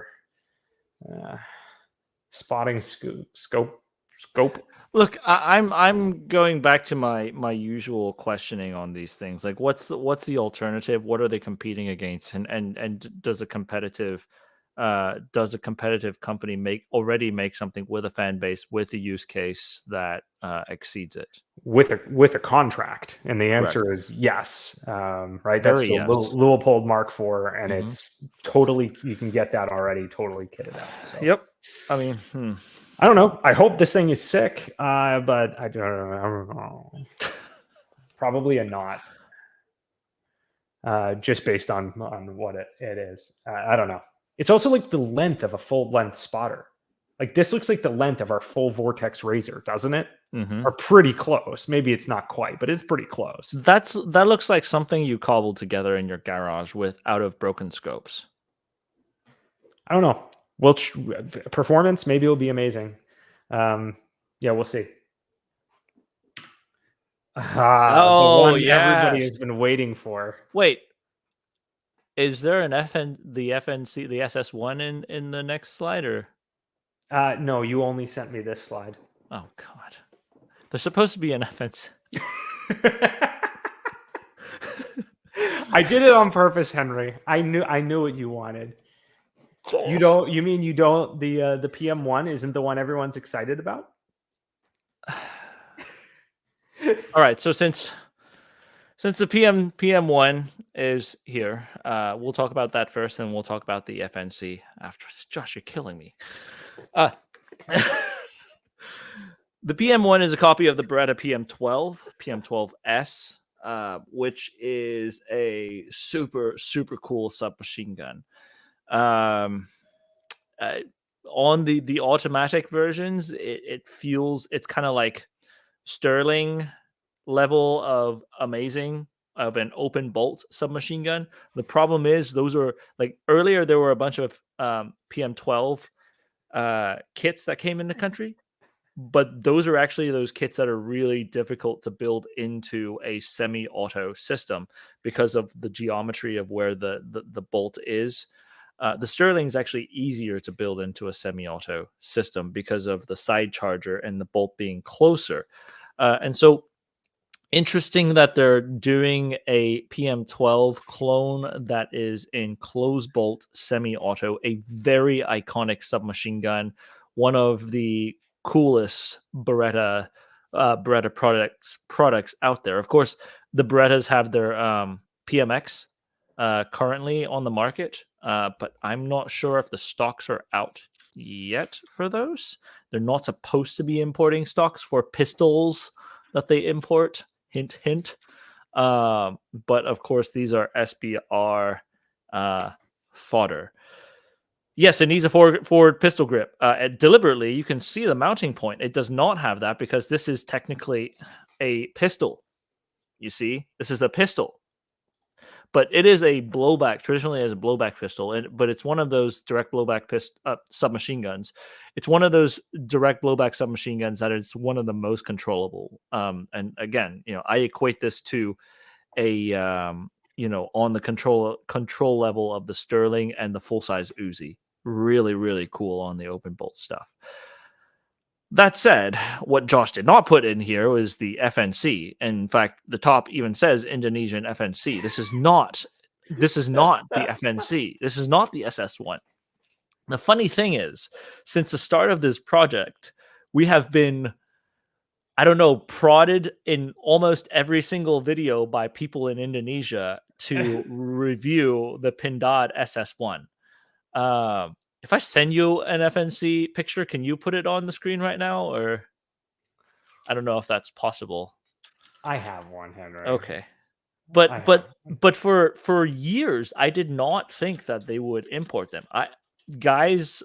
Patrons on our Discord had told me that turns out we do have PINDAD ammunition that comes in the country. I did not know that. I've shot a lot of Malaysian stuff, but here we go. Thank you. This makes me feel better that there is. That's an FNC, right? Yeah. Okay, so Josh pulled the Belgian FNC, not the PINDAD. Oh my God. SS1. Henry. And so whatever, just keep the FNC. That's what people want, anyways. Look, they're coming in evidently in three lengths, and again, this is allegedly they're coming in 3 lengths. Now, I am most excited about this, not because I want a Belgian FNC, and I like, let's be real, I don't want to pay the 7 or 8 G's for a true Belgian FNC. What I do want is something that I could use to make an AK5C, which is the Swedish modified FNC that is fully modernized and super cool in a Swedish green hue. And so if they do actually get these things into the market, and the stocks are not going to be there because these are imported as sporting pistols. Of course, ladies and gentlemen, these are pistols, right? And you could use the shorter length version and Form 1 that and turn it into essentially an AK5C, if you could find the Swedish parts to do it. That said, the PINDAD rifles have had a reputation of people say that they are not very durable, that they have some internal geometry issues on some of the items, firing pin being one of them that would break. I know they came out with a version 2 that is a greater departure from the FNC, but we're talking about the SS1, which is the FNC clone, so there's some differences. Where I see this is kind of how MKE and POF came and imported a bunch of MP5s. And because both of them are licensed manufacturers to both the G3 and the MP5 system, and the Turks even have the HK33 system on hand, and there are some Zenith Z43Ps that are on the market, which are HK33 clones, good quality clones. I'm hoping that the Indonesian SS1s could be a good vehicle for us to explore as an FNC clone that we could potentially work with without butchering up a pre-band that's worth a lot of money. Anyways, we've shot the FNC extensively on the show, and I know this is like one of Josh's least favorite firearms. But I mean, it's not an AR-15. Like the AR-15 does so much stuff and has so much time to modernize. And quite frankly, of the 5.56 Euro 5.56 rifles, I would take the SIG SG 551 over an FNC. It's just a better shooter. But still, damn it, this is the closest I'll get to being able to make an AK-5C. So I'm excited. Anyways, well timed. Henry, you need to reshare the presentation now that we have gone and given. Okay. So this was an interesting one in the vein of carbines. The Mongoose from Nemo, a $2,000 tilt bolt 9mm carbine that takes CZ mags and has a 1913 rear for the SIG knuckle.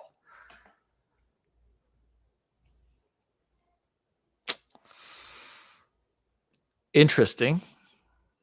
My worry on this, like, I don't know how they're going to do the tilt bolt mechanism. At the very least, it's not tilt barrel. Sorry. Oh, tilt barrel. Yeah, the whole barrel. Yeah, I might have said bolt. If I did, that was a mistake. The whole barrel. You said this was Nemo? Nemo, yeah. So my worry is, and again, this is a really apt to have this guy back here. But years ago, LWRCI came out with the SMG 45, I believe they called it, which is, they branded it as the UMP killer because it was softer shooting than the UMP because their barrel would retract. Right? Yeah, it was retracting barrel to help deal with some of the recoil. The problem with that is the system, while it worked, that retracting barrel gave it like a 6-inch group, 6 to 8 inch group at 25 meters. Ouch. Big ouch. Which like, I mean, that's a margin of error that you could drop onto a hostage target on accident at 25 meters. Yeah. So, yeah. I mean, talk about look. I only looked at this briefly. I'm 95% that they marketed it as a tilting barrel design, not a reciprocating barrel. That the barrel literally like went. I remember because he had like a suppressor on it in the vid, and as he was cycling the action, the suppressor was going up and down. It says tilted barrel chamber. Yeah. Yeah. Okay, so it's in there. Yeah. No, so my worry on this is, that they're, with that barrel as a moving piece on a sub gun, that it doesn't return to zero very, very well with a good lockup. So that would be my main question about it. I think it's great trying to figure out different ways to make pistol caliber even easier to shoot. Yeah, I mean, allegedly, their claim was that this is going to be way softer than a direct blowback. Sure, but is it accurate enough? Is my big question. Yeah, don't know. I mean, this is actually something that's not just another AR-9, which is exciting to me. True. Yeah. This isn't just another AR-9. So I threw it in here because, like, frankly, at this point, I just don't care about more of the AR-9 stuff. Like they exist. Well, look, but like at least company X making theirs. Look, at least they're departing from the idea of, let's use an AR-15 lower and make a direct blowback top. But at the same time, to what extent? Like, is this a genuinely good idea? Is my question. I don't know. I don't have any time on it. We weren't at Media Day. Yep. My big question looking at this is, what is the accuracy going to be like when you have the moving barrel in the system? That is the thing that scares me the most. Yeah. I mean, yes, okay, so you can have pistols that shoot very accurately at that distance. Yes, that's true. But arguably the most accurate pistol, the SIG P210, the Swiss SIG P210, delineation, Swiss SIG P210, one of the most accurate production pistols out there is hand fitted. Yeah, I don't know. Again, we'll see. What does this do better than a Scorpion Evo? A Scorpion Evo recoils a lot for It a does. 9mm gun. It's a very snappy The gun. question isn't a Scorpion Evo. Scorpion Evo is half the price of this. The question is an MP5. Yeah. So, And this versus the MP5K. yep. Right? This looks to be a K size gun. So that's going to be the big question. And then even on that, you have domestic production of the MP5K. Now, those have a little bit more of a reliability question. That's at the $1,500 price point. And then you have the imported ones. Now, given currently the Turkish lira, the Turkish currency, is in the toilets. I'd never thought that an MP5 would be cheaper than a CZ Scorpion Evo 3. I always said there's no chance in hell that would happen. And here we are in 2024.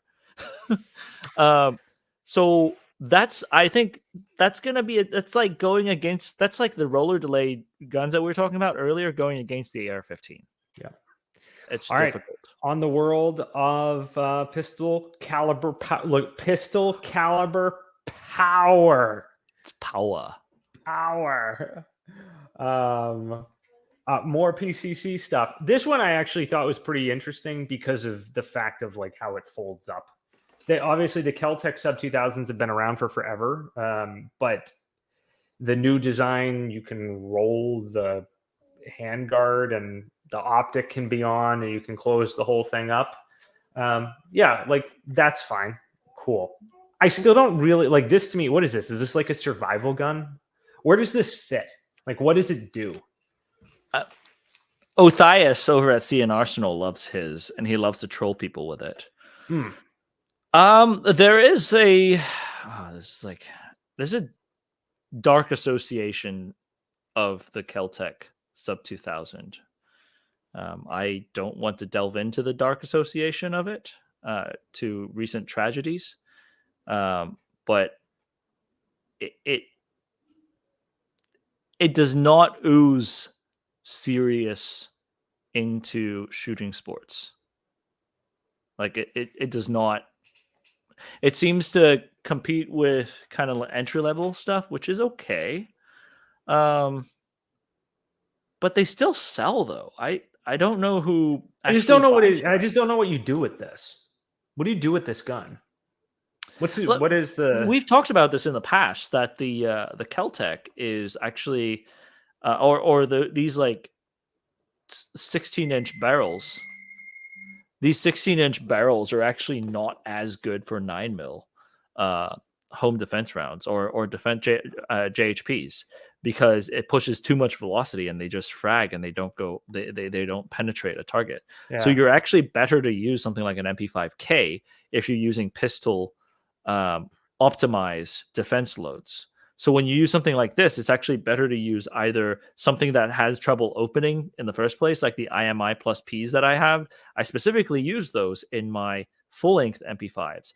But this in a 16-inch, it actually pushes even more velocity than my 9-inch barrel or 8.9-inch barrel in the full-length MP5. So I don't have one. I am not the person in this market to buy one. I think it's interesting, but I've also demonstrated shooting 150 and 200 meter targets with my MP5K, so that added barrel length is not a sell to me per se. Yeah, I mean, I think that if you're in the market for this gun, the fact that now you can mount an optic to it and still collapse it is good. Is it cheap? Yeah, I mean it's cheaper, right? Okay, well maybe that's the selling point. It's cheap, and it uses like cheaper magazines. We're just gonna see how cheap. Yeah, it's cheap. Yeah, okay. We can't say how much, or can we? We probably can, but yeah, sub $400. Oh, okay, yeah. Then that's the selling point. It's cheap and it mounts everything you want to it. Yeah. Okay. How about this? Is this cheap? This is probably not cheap. I mean, .338 Norma Mag in precision rifles is not easy on the barrels to begin with. I get what they're doing, but I mean, obviously, think that it has a fast barrel swap to 308. I thought I read that somewhere. Okay.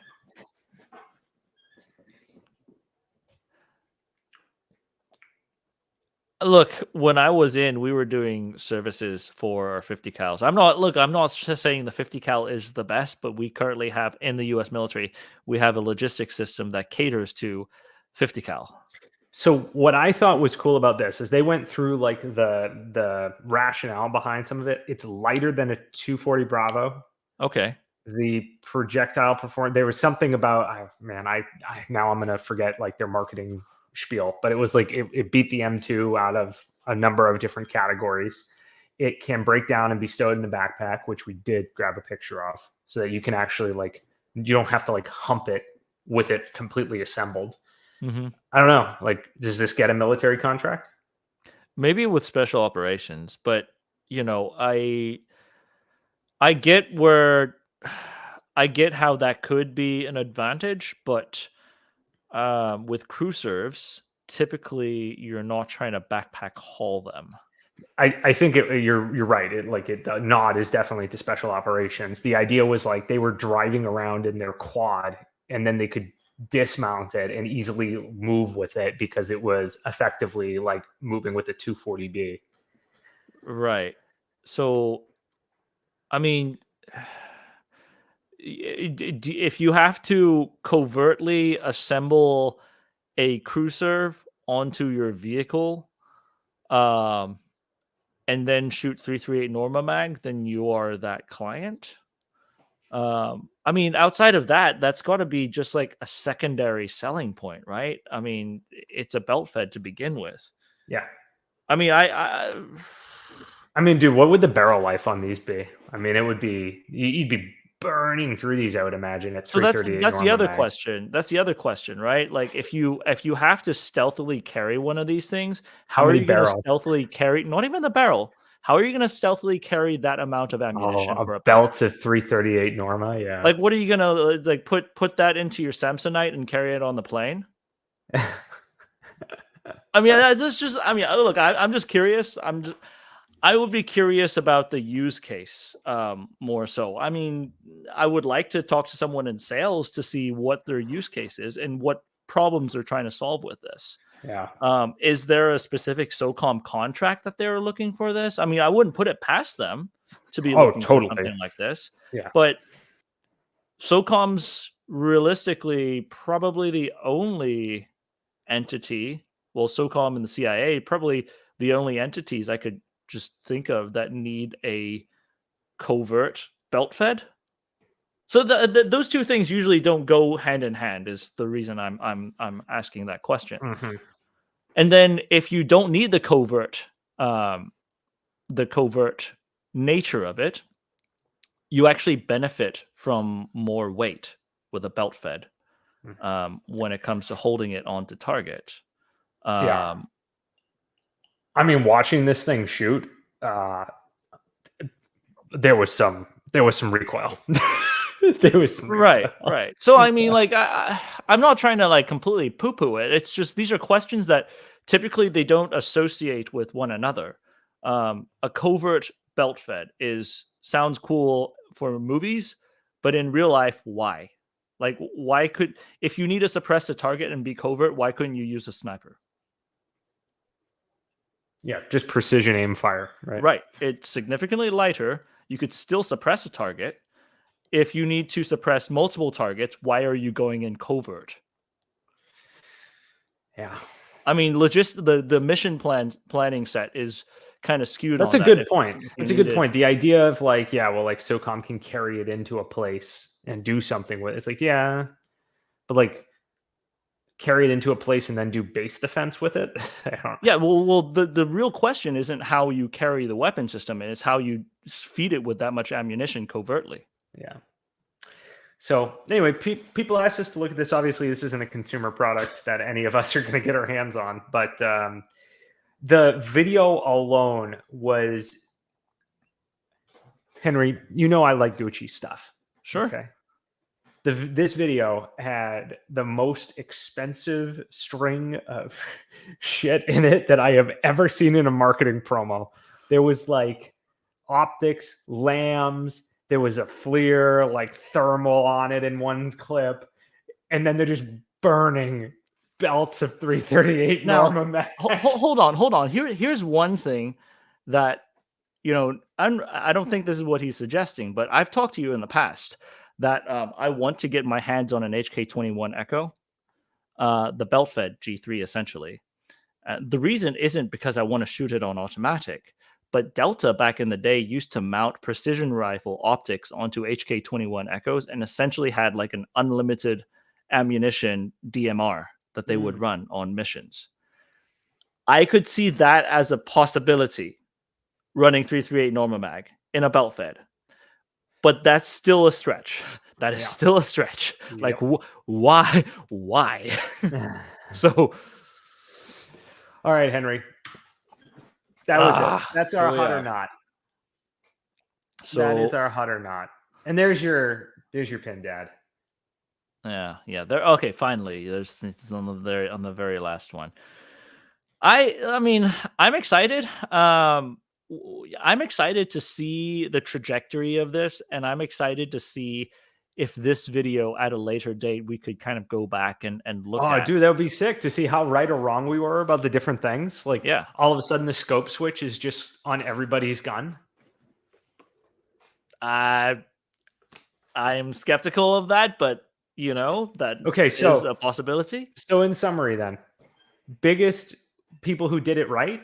We think PSA figured not necessarily that like we liked all of the offering, but the fact that PSA is positioning themselves as like the one-stop shop of like you can get basically a bolt gun, a shotgun, a grenade launcher, a flare launcher, a AR, ACR, not ACR, the ACR we have at home, the M110 we have at home. All of these different configurations is pretty cool, and the way that they presented it at SHOT was good from a showmanship perspective. Similar to that note, I would say PINDAD coming in as a fresh company, never having imported anything into the country, dropping the FNC clone, dropping the PM12 clone. I didn't talk about the BM59, but you know what the BM59 is? Oh. The Italians were using the M1 Garand, and instead of developing the M14, they turned the Garand into a magazine-fed M1 Garand, which is called the BM59, made by Beretta. Now, when I'm assuming the data transfer of the the PM12 to PINDAD, they also transferred the BM59 to PINDAD to manufacture that. BM59s are fairly rare in America, very difficult to come by. And so if they do make BM59 clones, again, these are all clones of very difficult to find. By chance, PINDAD ended up with blueprints and licenses to produce all these highly difficult to obtain semi-auto systems in America. And if they are able to pull this off, even if they cannot import, like, let's say, like 75% of the stuff that they showed, and they were only able to import the FNC clone, I still think in the vein of what the PSA did, they are going to be successful because their name just got thrown out there to so many different entities. Yeah. The Delta, the double Ds. Sorry, I shouldn't call them the double Ds. Daniel Defense. The Daniel Defense, I think, is really interesting with their H9.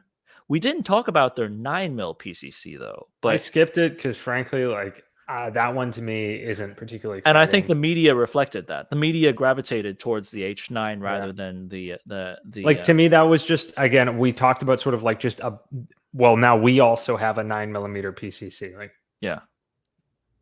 that's good. I don't think you shouldn't do it, but okay, this is way more interesting to me. This the H9 that's not made by Hudson but made by a successful established company is a really, really cool splash into the market as their first pistol that they are offering. and hopefully it's able to stick to their brand of kind of like upper quality, like mid higher quality items that you could get out of the box and perform. Because the Hudson did have issues that people were saying it shot low and it had survivability issues. So presumably they had worked out a lot of those things, and if not, they have an RMA system that would actually support it. Yeah, it makes sense. And then the last thing that I think is worth probably mentioning is like the actual things that were cool or new were the URX from PWS and the Wolverine.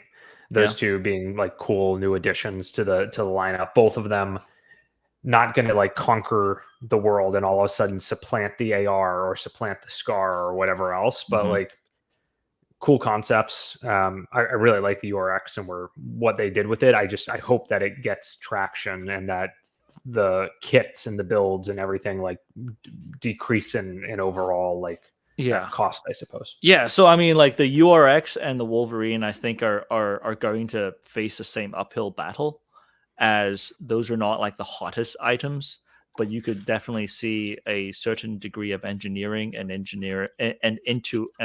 ingenuity put into it. They're fighting different uphill battles though.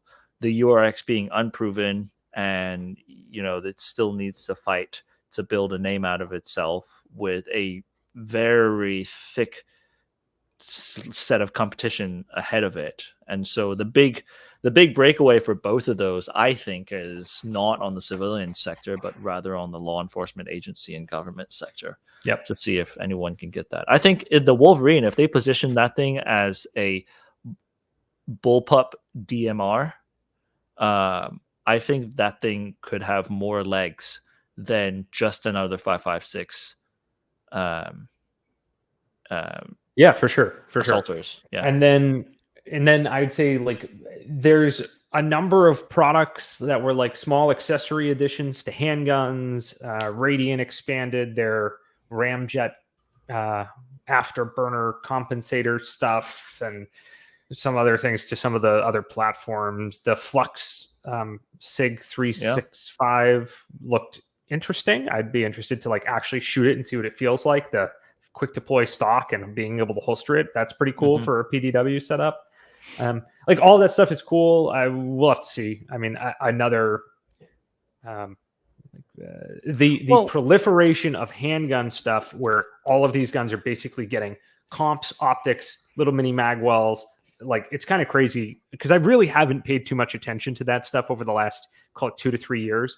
It's kind of crazy coming back and seeing the market being totally upside down on that now, where before it was like, you would never put these things on your working gun. Like now everybody just has them as standard. It's kind of wild. I don't. I mean, all of the modern manufacturers have them as standards. I still have my stable of roll marked Colts, my friend. Oh my God. All right, Henry, 2.5 hours in, all shot show done. We didn't have to go to Vegas for a week. We did it all in 2.5 hours.